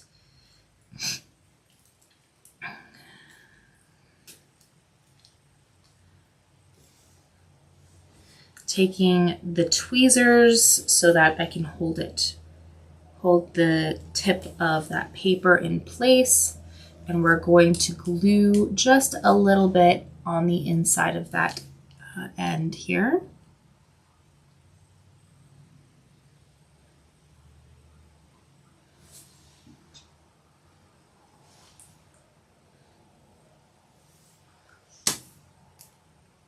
And hold that in place for a few seconds. Now there's two ways in what we can do to try to make this even. Is one, we could do the exact same way that we did on the other side, or you can just try to shape it compared to this one and then just flip it over. Either way works. Okay, so I'm going to pinch one side. And then I'm going to open it up a little bit so it's a wider angle. And then we're putting it right at the bottom of the one triangle. And then we're going to measure by rolling that piece right up against that triangle. And then pinch the other side. Okay. And then we're going to flatten the other side. Okay. To make sure everything stays in its spot. We're going to flatten the other side. This one doesn't quite hit the end of the nose, but that's okay. It's not going to be perfectly even. It's just the way things are. Okay, we ran out of pins, so we're going to have to steal some.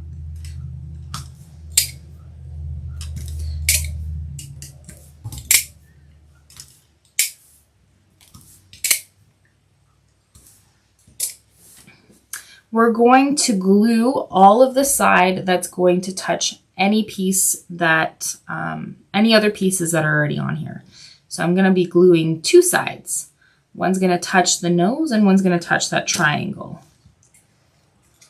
So I'm going to take a pin, and I'm going to drag it right to that corner there, pin that in place, and then I'm going to take another pin to pin it at the top, and another pin to pin it in the corner of the nose. Now we could also, just to make sure that the sides are touching the other piece beside it, we can do 2 pins on either side, especially when there's not a pin next to it already. And then I'm going to pin the other side here too, right up against that cream colored strip across the nose. And then we're going to do the same to this one. Make sure you put glue on all the sides that are going to be touching another piece. So this is going to be 2 different sides.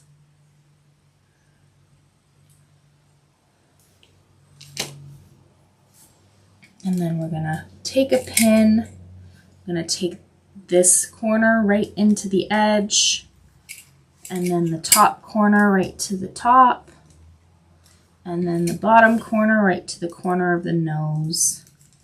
And then just to make sure those 2 pieces are touching in the center of this side here, I'm going to take a pin on either side and just place it. And then another one right here. Okay, so it's not going to be perfectly even. Again, that's not a big deal. You could always fill it in a little bit more with an extra piece. Nobody's going to really notice except for yourself. Unless if somebody really, really wants to focus on it, but I think nobody's going to really care. Okay. Now I want to see what kind of shape I want to do next. Do I want to just continue on with the triangles? I think we'll continue with the triangles. So we need 2 more pieces again, and we're using full-size pieces.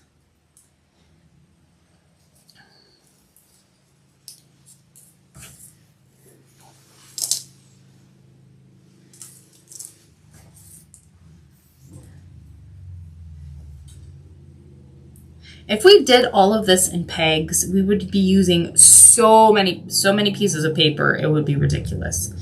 I did one smaller project with just pegs, and oh my goodness, I had to stop for a bit and then buy some more because I didn't have enough paper. But if you do loose coils and then shape them, like make big shapes out of them, it fills in more space.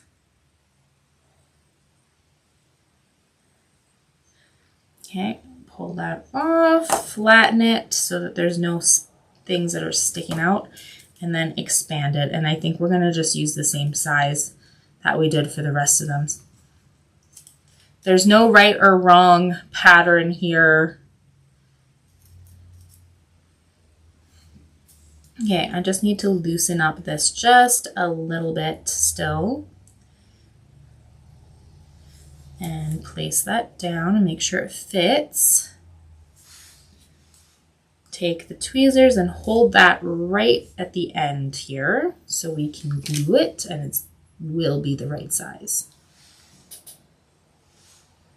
Just a little bit of glue, and then pinch it. Hold that for a little bit.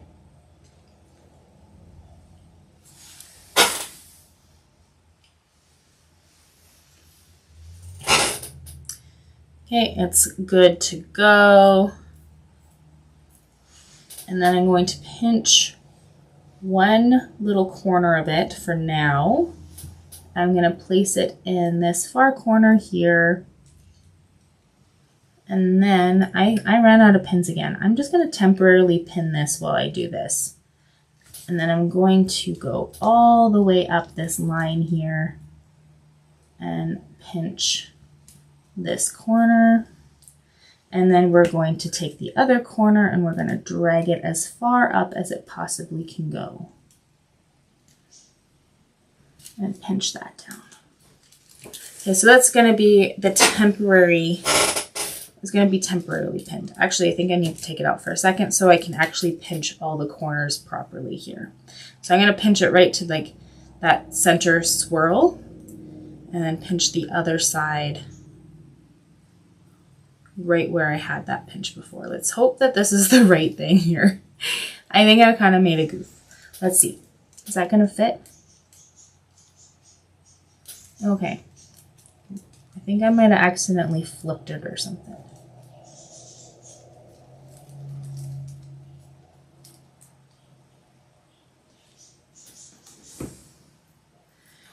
So I want to make sure this still fits.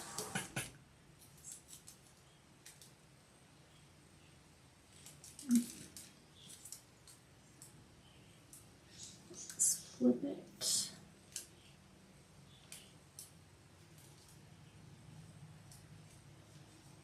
Why isn't this fitting now? I don't know which way is which anymore.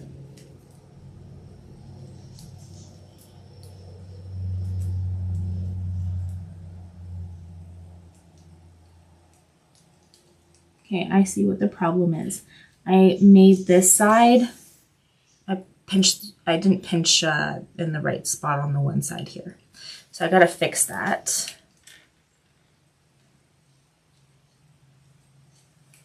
Okay, now I over corrected, so now I gotta bring that back. Okay, I think we've got it. I think we've got it. Now we gotta try to do the exact same thing on the other side. I think I might just try to use that other piece to help me with the shape. So you don't have to do tight coils. Just make sure the paper is overlapping itself. It's on top of itself.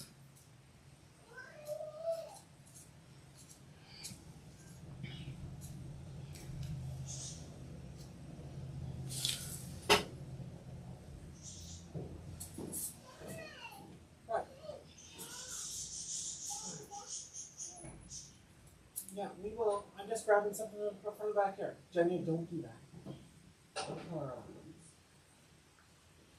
Okay, pulling that off. I'm grabbing it from the bottom so that it doesn't open up like curls for the like hair curls. Okay, now I'm just letting it expand. Might need a little extra help, so I'm gonna just open up the edges. And now we can resize it to fit. Take the tweezers and hold that right where that tip is and put a little bit of glue on the inside.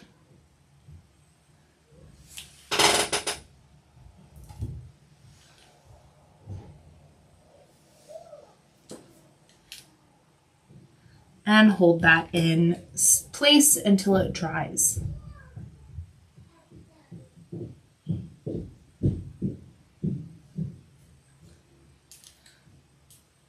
So I'm going to do a different method than I did the last one, where I'm going to just take this shape and use it to help shape the other one. So we're going to pinch here. Let's pinch all of that. Okay, and then we're going to pinch right here, the same length. Okay, all the way down. And then we're going to pinch the last corner of it. So this one goes over here like that, and then this one gets flipped, mirror image, and then it goes right here like that. Okay, now we're going to glue the sides and all the sides that are going to be touching other pieces. So this one's only just one side. Just a little bit of glue, you don't need a lot. It dries faster if you just do a little bit. I'm going to take the one pin and bring it right into the corner and then another pin all the way at the top here. And if we need to, we can put pins on either side of that glued space so that it pinches it together. And that should be pretty good. Okay, and then the same on the other side. Glue the sides that are going to be touching.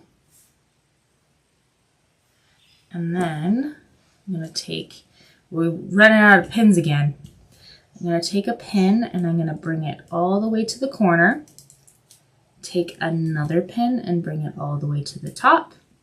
And then just for extra security, I'm going to put one pin on one side and one pin on the other side and about halfway down that strip, that side that we did. We are running out of pins, so I'm going to steal some more pins.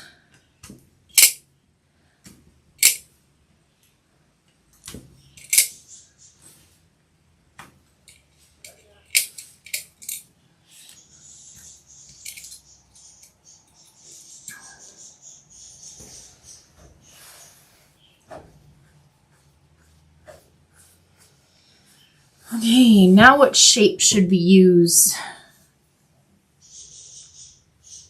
I don't know what shape we should try to use.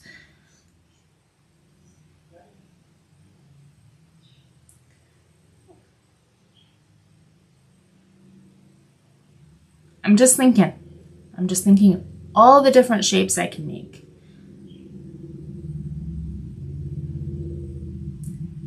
I think we're gonna have to still do triangles. I think that's the best shape to fill in that space.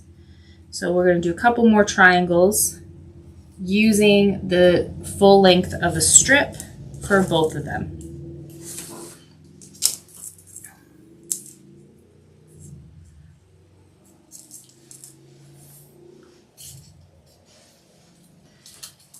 So again, we're not doing super tight coils. I think we're also going to try to do the same size as the other triangles that we did before. So not tight.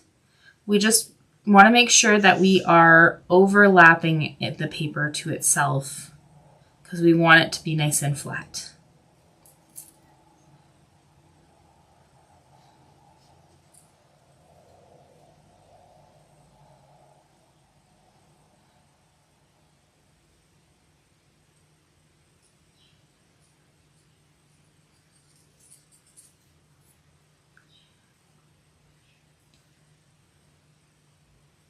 And then I'm going to grab it from underneath so it doesn't undo like a ringlet. And then we're going to open it up, trying to get the exact same size as the other ones. This one's opening up quite nicely.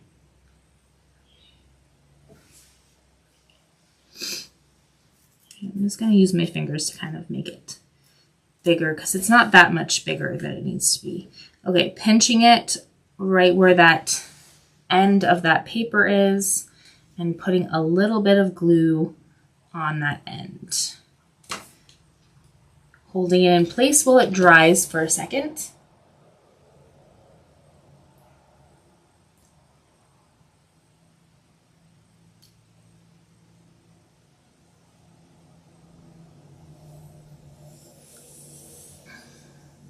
Okay, and we're going to pinch one side of it for now. Put that pinch right in the corner here. I'm going to use a pen to help hold it in place while I do this.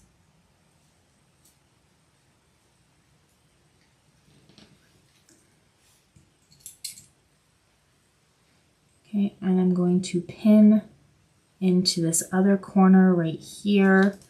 I'm going to try to bend it around that so we can get that shape just right. And then we're going to bring those sides up to the tip of the nose here. Okay, now I'm going to take this out just so that I can shape this all the way through, like all of the layers. I want them to be shaped like a triangle. Did that make any sense? I don't know if I make sense.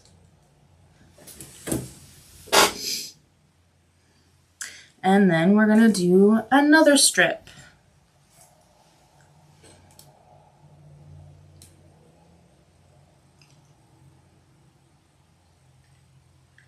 So again, just put it through the little slot and then you don't need to do tight coils. In fact, loose coils is better. Just make sure that it's overlapping itself.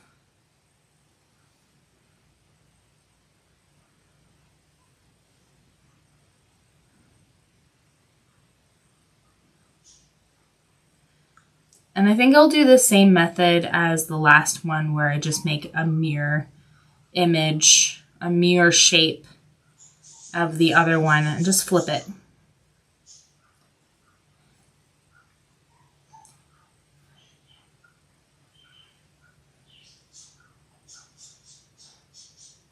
Okay, holding the bottom of it to pull it out so it doesn't open up like ringlets, and then placing it down and letting it expand to the size of the circle. We're still trying to use the same size.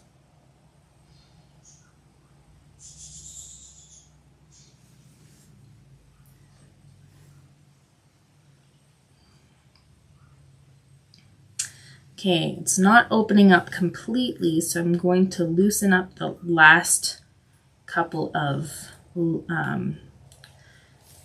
layers here, and then we're going to make sure it fills in just right. Use your tweezers to just pinch that end in place while we put some glue on the tip. You don't need a lot of glue. Okay, now we're pinching this, holding this in place until it dries just enough so we can play around with it. So I'm going to take that one piece that we did earlier, start off by pinching one corner, and then we're going to try to get the rest of them the same length.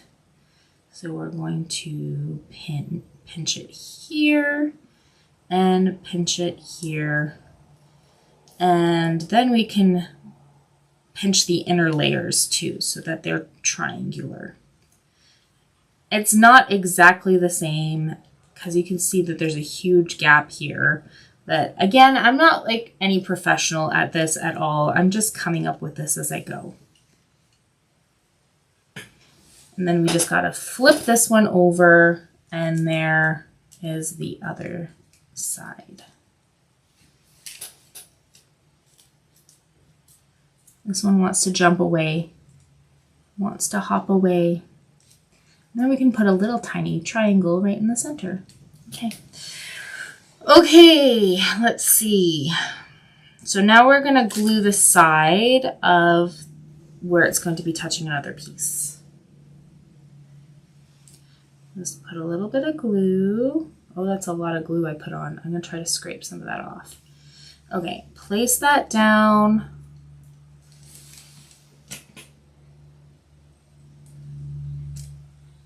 And get in the corners, and then I'm gonna do either side, pinning it down.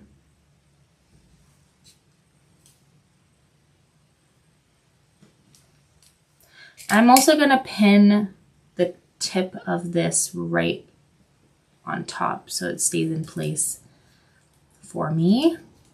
And then we're going to glue the other one with just the side that's going to be touching other pieces. And then pin that down. So we're going to do the corner,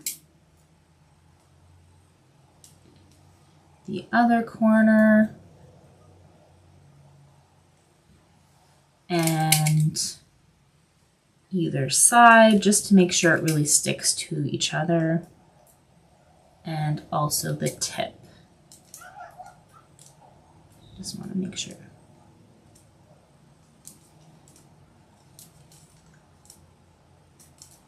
Okay, now we have to do a little arrow shape, and we have to try to figure out what size is that arrow shape. That's going to be fun.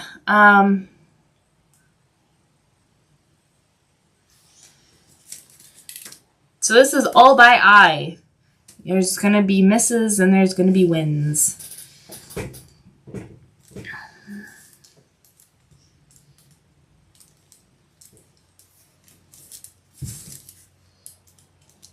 So if you don't get it right the first time, don't be mad at yourself. I'm making this up as I go.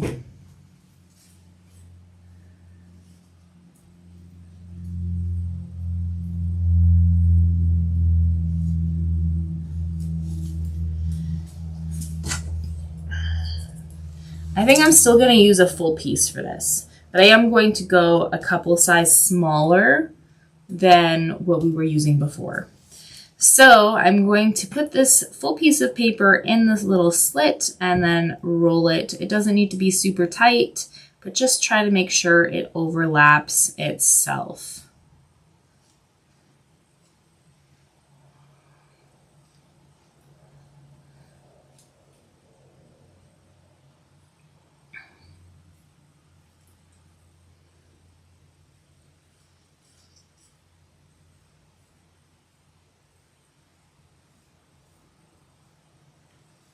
Pull it out, flatten it, and let it expand. And that expanded nicely. Take the tweezers to hold it in place, that end in place, while we glue it. Just a little bit of glue. Take your fingers to kind of hold it there until it dries a little bit.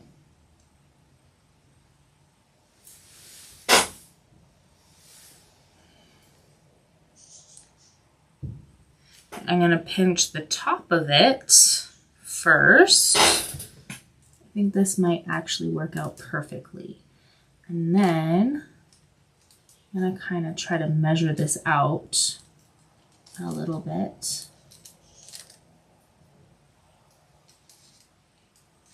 So about right there. You got to do it about evenly on both sides. And then we're going to push that smaller piece upwards to make that little, it's either an arrowhead or an upside down elongated heart. And let's see if this will fit. This is going to be quite tight. So I'm going to just push that in there. I'm going to take apart this little top part here so I can play around with the sizing a little bit more. So that works all right. Okay, this is going to be fun. Now we're going to take the tweezers and we're going to hold it on the tip here for now because all of the sides are going to be glued because all of the sides is touching something. Putting this back in is going to be very fun. So we're going to glue just a little bit on the sides.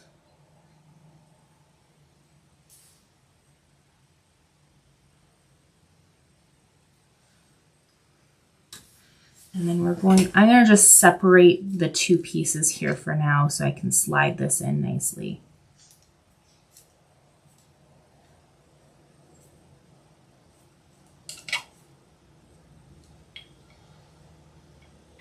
Just using the tweezers to help me place this in nice.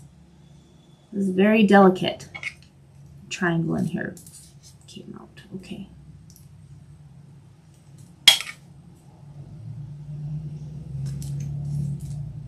I'm going to pin either side. Well, I'm going to pin the bottom corners first.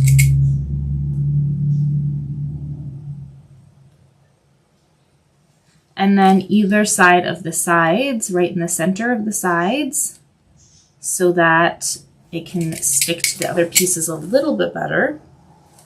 And we're going to need to reshape this triangle. There's one triangle that's just went all vogue. Or not vogue, rogue. I don't know words.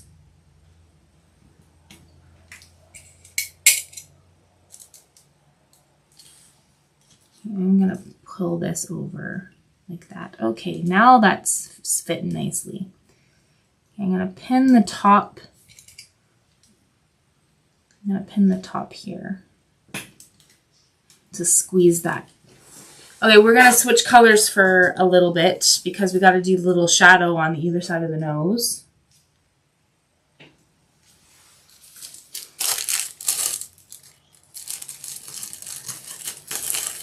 So that is the medium brown. And that's gonna be orange. I'm gonna change this little color here to orange.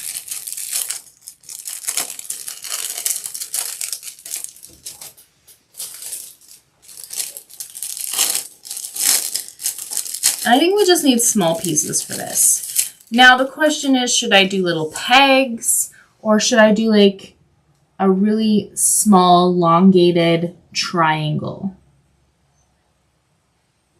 Well, I think I might do the elongated triangle.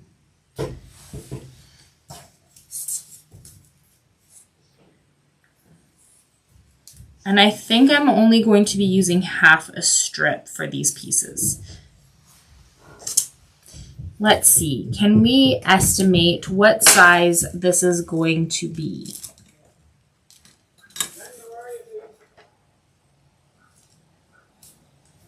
I think this one might be the right one.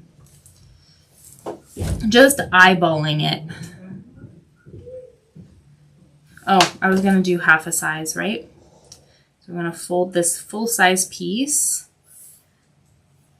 folding it, and then rip it right in the center. Okay, taking that little quilling tool, sliding the paper in the slit, and then rolling it. We do not have to do tight coils, just lightly. And yeah, again, just making sure it is overlapping itself so that it's nice and flat. I'm gonna grab from the bottom and pull it out just to make sure that it doesn't come out like a little curl like you're curling your hair. Little ringlet, no ringlets.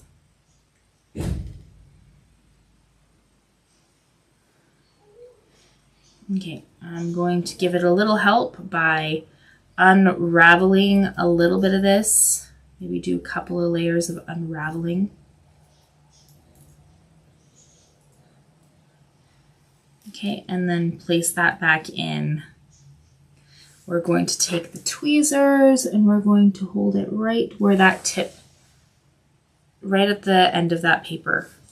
Put a little bit of glue on. Hold it in place until it's dry. And we're going to do a very elongated triangle.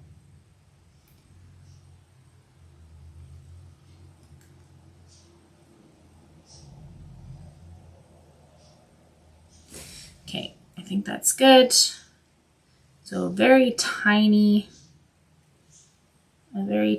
pinch here at the bottom, 2 pinches to make it kind of like a very close together. And then we're going to do a longer sides right up here. And we're going to place that right in here as well.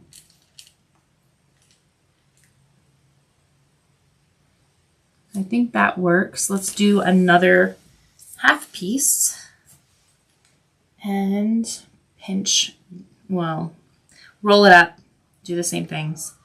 I'm starting to go in automated pilot mode.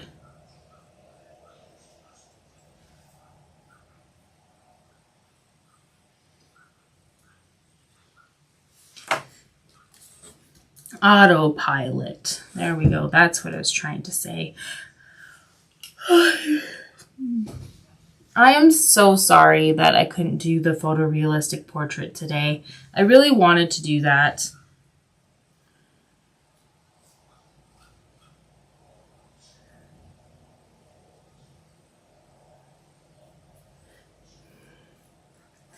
We're just going to give this a little bit of help. And then we're going to put that back in. Take the tweezers.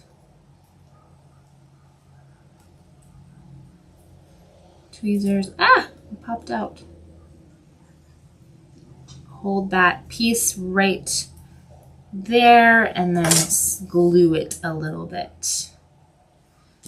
Some of these pieces just don't like me right now. Okay, and then we're going to do the same shape for the other side.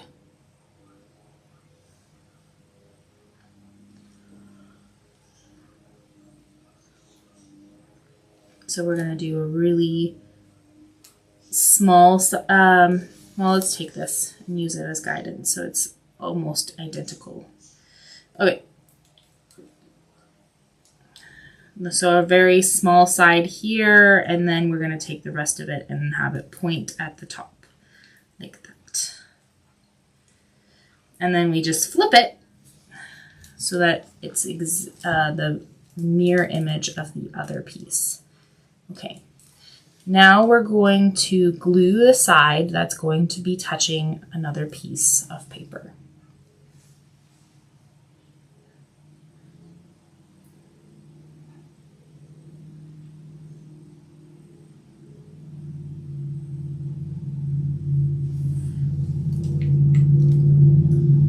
And then just hold that in place using some pins. I'm going to put a pin on the top. A pin on the bottom corner. And then we can also put pins on on either side in the center of where they're supposed to be touching. And we ran out of pins again. So we're going to steal some pins.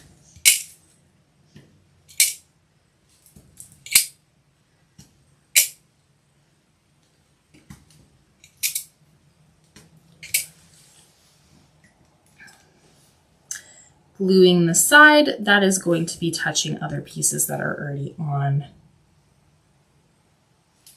the board.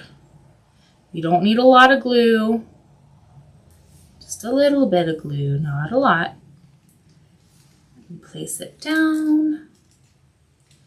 Take a pin to the top here to have it in place. Put another pin on the bottom corner. Keep that in place. And then we're going to pin on either side right in the center just to hold it there.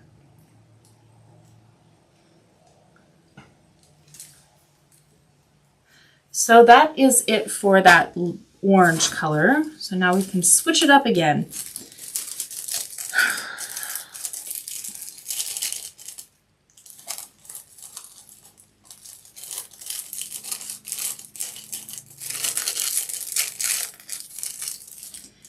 And we'll go back into that tan color and do these sides here.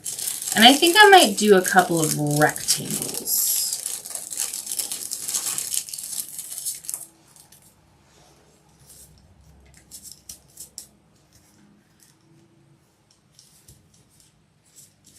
I think that one might fill in better.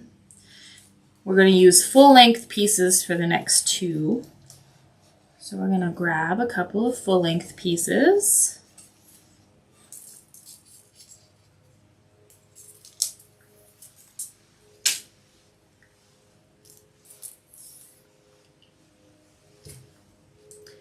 Put that right in the slit of this tool, and then we don't need to do tight coils. Just make sure it is on top of itself. That's probably the trickiest part.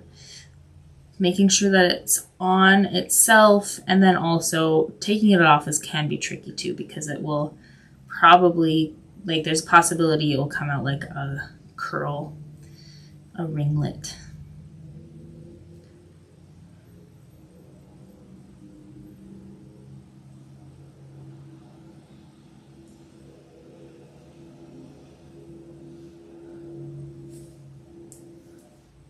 There we go.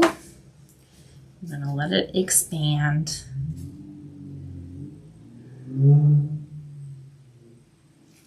It's almost perfect. I'm going to kind of use my fingers to help guide it. Okay. Just the side. We're just going to unroll it just a little bit so that we can get this to be the right size. And then we can shrink it again. And then pinch. Okay, it's coming out. Okay.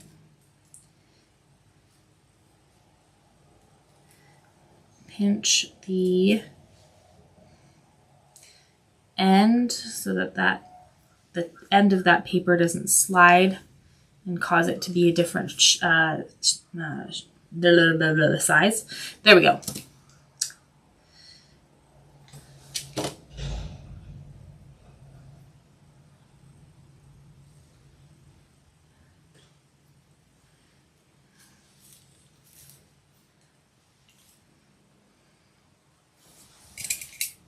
Yeah, I think I'm just going to use some pins to hold it down so I can get the shape. Make sure each line is quite. So I'm just going to place them down in the corners that they need to be in hopes that we can get the right shape. And then we can do more. Okay, so this needs to be tight right here. And then it goes right here. And then pinch that side. Pinch this side, pinch this. So we're trying to get the right size and shape first. We're going to take this off in a second.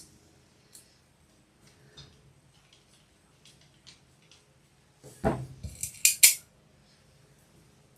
going to go on around the edge here. I think that can go up higher. I think that's the shape we want. I'm going to take it off so I can actually do the proper shaping.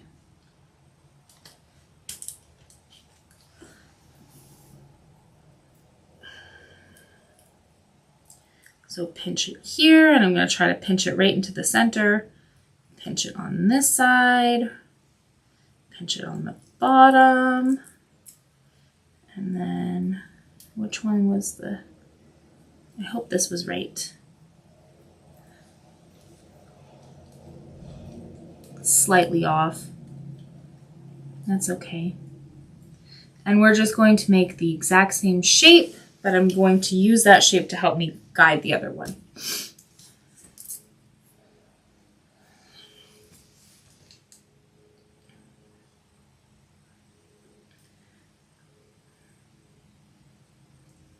So put a full-length piece of paper in, and we're going to roll it. We don't have to make it super tight. Just make sure it is being rolled on top of itself.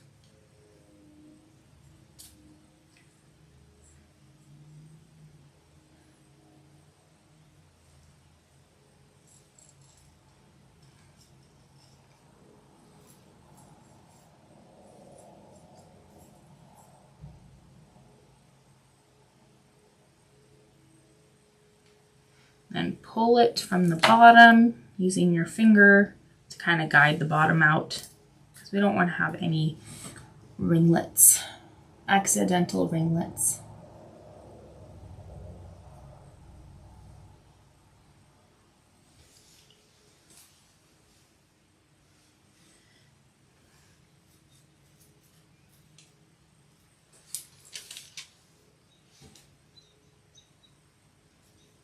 Hold that in place with the tweezer and then add a little bit of glue to the inside, holding that piece in place for a little bit just to make sure it stays in place. Make sure it stays at the right size. Okay, and now we're going to use this shape to help shape this shape. I'm going to try to use this to help.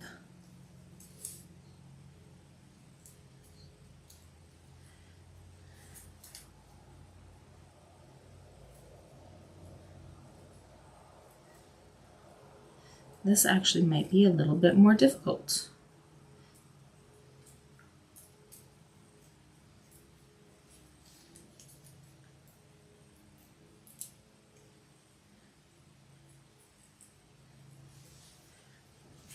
So that one was this side, right here.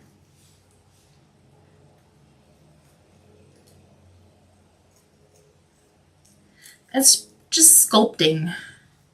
That's all you're doing is sculpting, but it is a little tricky. Is that the right length?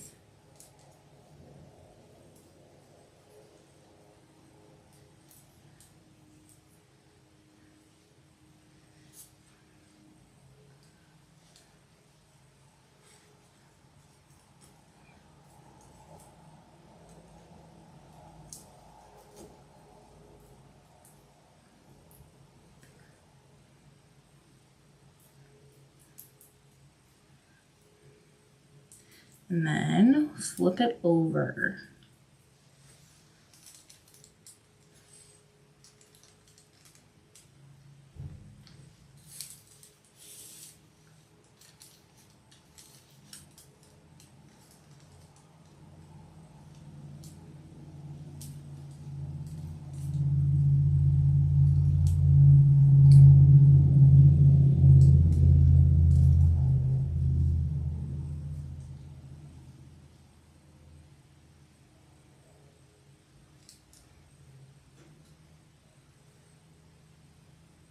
Okay, it's not filling in the space as good as I'd like it to be, but that should be fine. We can always just play around with other pieces later. So then we're going to take one piece and then glue the side that's going to be touching other sections.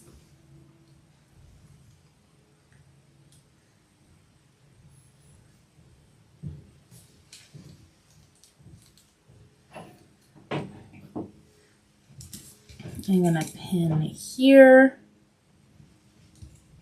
and in the center and the top part.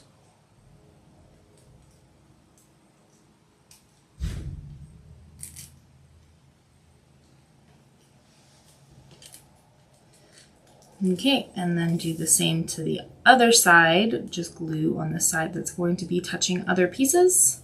We don't need a ton of glue. We're going to pin it here in the center and the tip right there.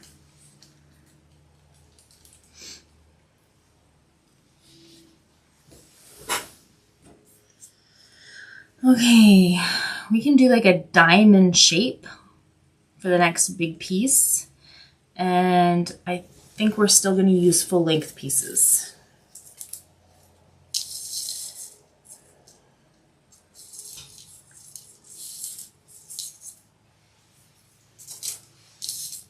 I apologize that we are not doing photorealistic artwork because the app is being a little finicky right now. I do have a video call that's semi-scheduled with the app developer to fix that for next time I go live.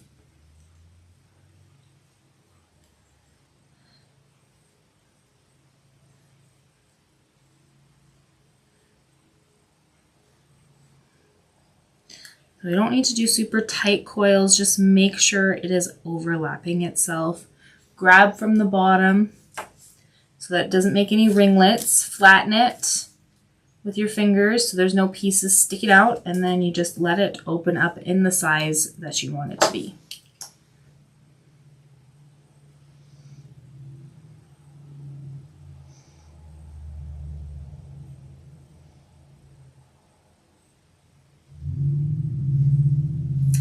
It needs a little help. You can just loosen up the first few loops, hoops, whatever you want to call it, and then put it back in and then shrink it again until it fits that space nicely. Okay, and then we're going to take the tweezer to hold that end in place and then put a little bit of glue on the end.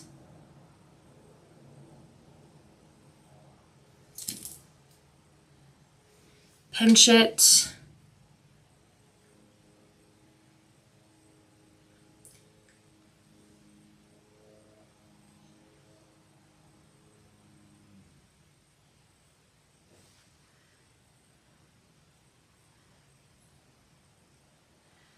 and then we're going to shape it. I think I'm going to start off with that top edge there.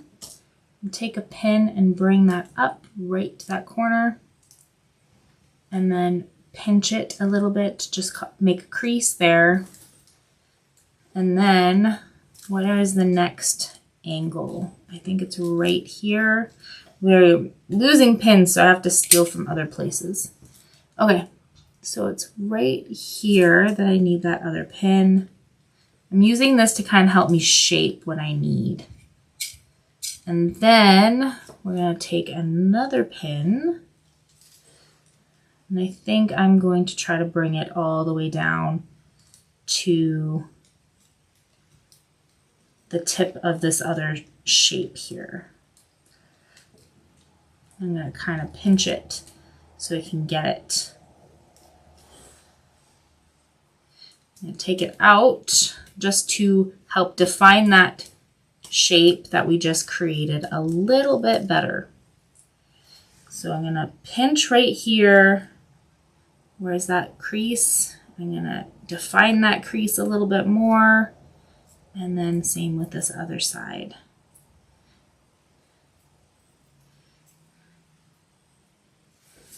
And then let's see how that fits.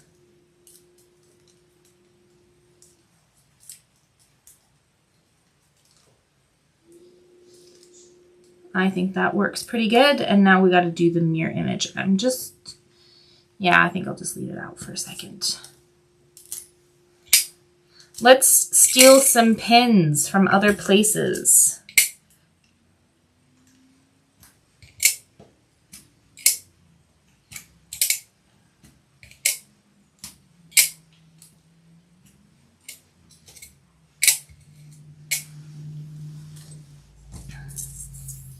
Now we got to make the same shape, but a mirror image.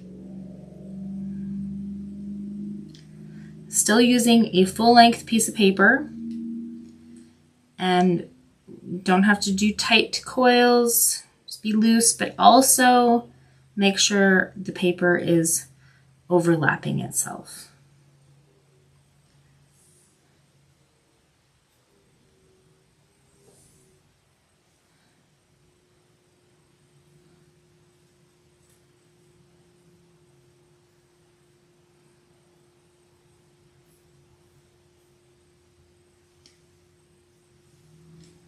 Pull it out, place it in the same size circle as the other one was.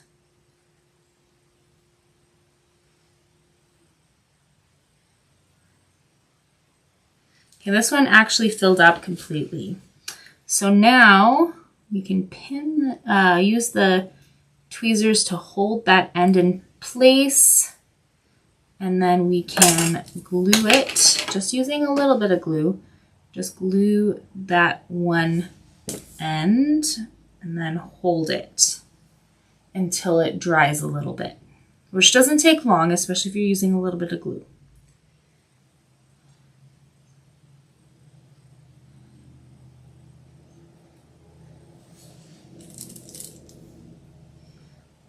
Okay. We're going to pinch the one side. We're going to try to mimic this other shape as best as we can. And then pinch this corner.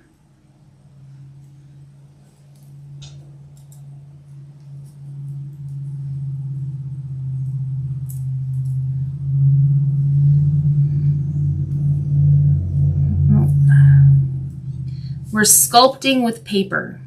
Is that too long, or is that that's just right? Okay. And then we're gonna pinch the other side here. So they should be almost identical. It's never gonna be 100% identical. And then you just flip. Actually, I think this one's supposed to fit like this, is it not? Yeah, okay. Now I'm gonna round off the one corner a little bit by pushing that back in. because it's too sharp now. So I'm going to push that in again. Just rounding it off. Is it upside down? Do I need to flip them the other way?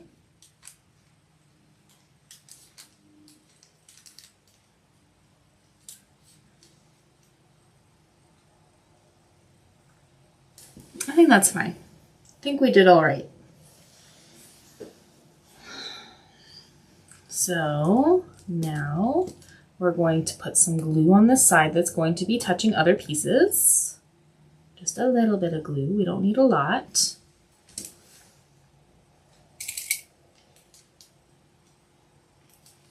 And pin that right in the corner. Pin that at the bottom. And just to make sure that they are touching other pieces, I'm going to take a pin in the center and push it in towards the other. Okay, and then glue the other side down now. Also just a little bit of glue on the side that's going to be touching other pieces.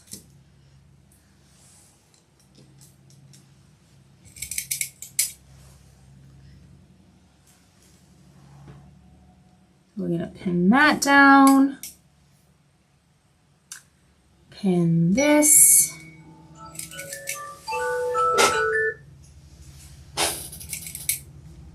And then pin the center of it. I think I need to add a pin to the other side so it can pinch it a little bit better. But anyways, thank you for joining me. I was supposed to do a hyper-realistic drawing today, but something was not acting right, so I couldn't do it today. So I just showed you a little bit about what I was doing off on my other time that I have to work on things.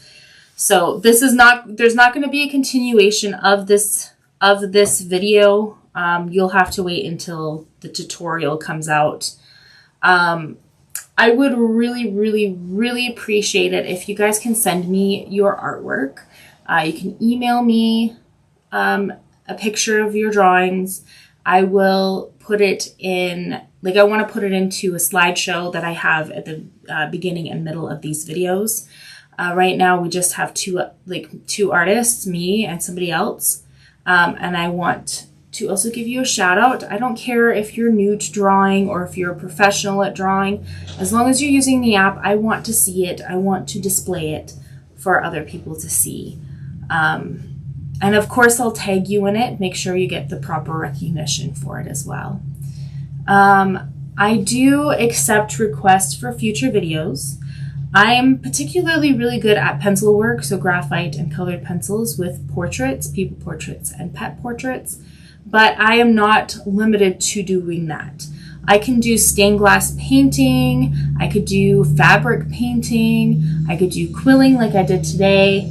I can do window paintings or even a mural if you'd like. I have plenty of space to do a mural using the mural maker. I can use a different device, like if it's a tablet or a phone or a different type of device, Android or iOS, if you'd like me to do that. I can do soft pastels, watercolors, acrylics, pens, and pretty much anything that you want to try. I will at least get you started with that if you want. I'm also up for doing personal photos, arts and crafts photos of your stuff. So like if you have a family member or a pet that you want me to draw, I will give you the drawing after it's done for free, and the shipping's free as well. Promo code, we have a promo code for the iOS devices in the description. Android's currently free because they just dropped their brand new version, and they just want to have some honest reviews. There are ads for the Android when you're using the free version. I do recommend trying it, and then as soon as you find out you like it, then pay for the full version without ads. They do grandfather people into the price that they originally agreed upon for the app. So yeah. If you have any issues with the app, you can contact Sam directly on info@davinciieapp.com. He is the mastermind behind the app. And he honestly answers fairly quickly too. So you don't have to wait for too long to get the help that you need. Join the Facebook community. There you can interact with other artists and post your work. Get inspiration on setups, on how to set up the app that would best work for you. Ask questions. I'm usually there daily checking to make sure everybody's doing well. And yeah, I also do challenges and competitions on a yearly basis. The challenges are, if you complete something, you can get randomly picked for a cash prize, and then competitions have cash prizes as well, which the fellow artists are the ones who are judging. So, and that's it. Again, thank you so much for watching. Please, please, please, even if you're not watching this live, please comment hi or something else. I just want to know how many people are actually watching and are interested in the video, and more stuff like that. But hopefully we can get on to finishing this piece sometime soon. Yeah, that's what we were supposed to do today, was work on this.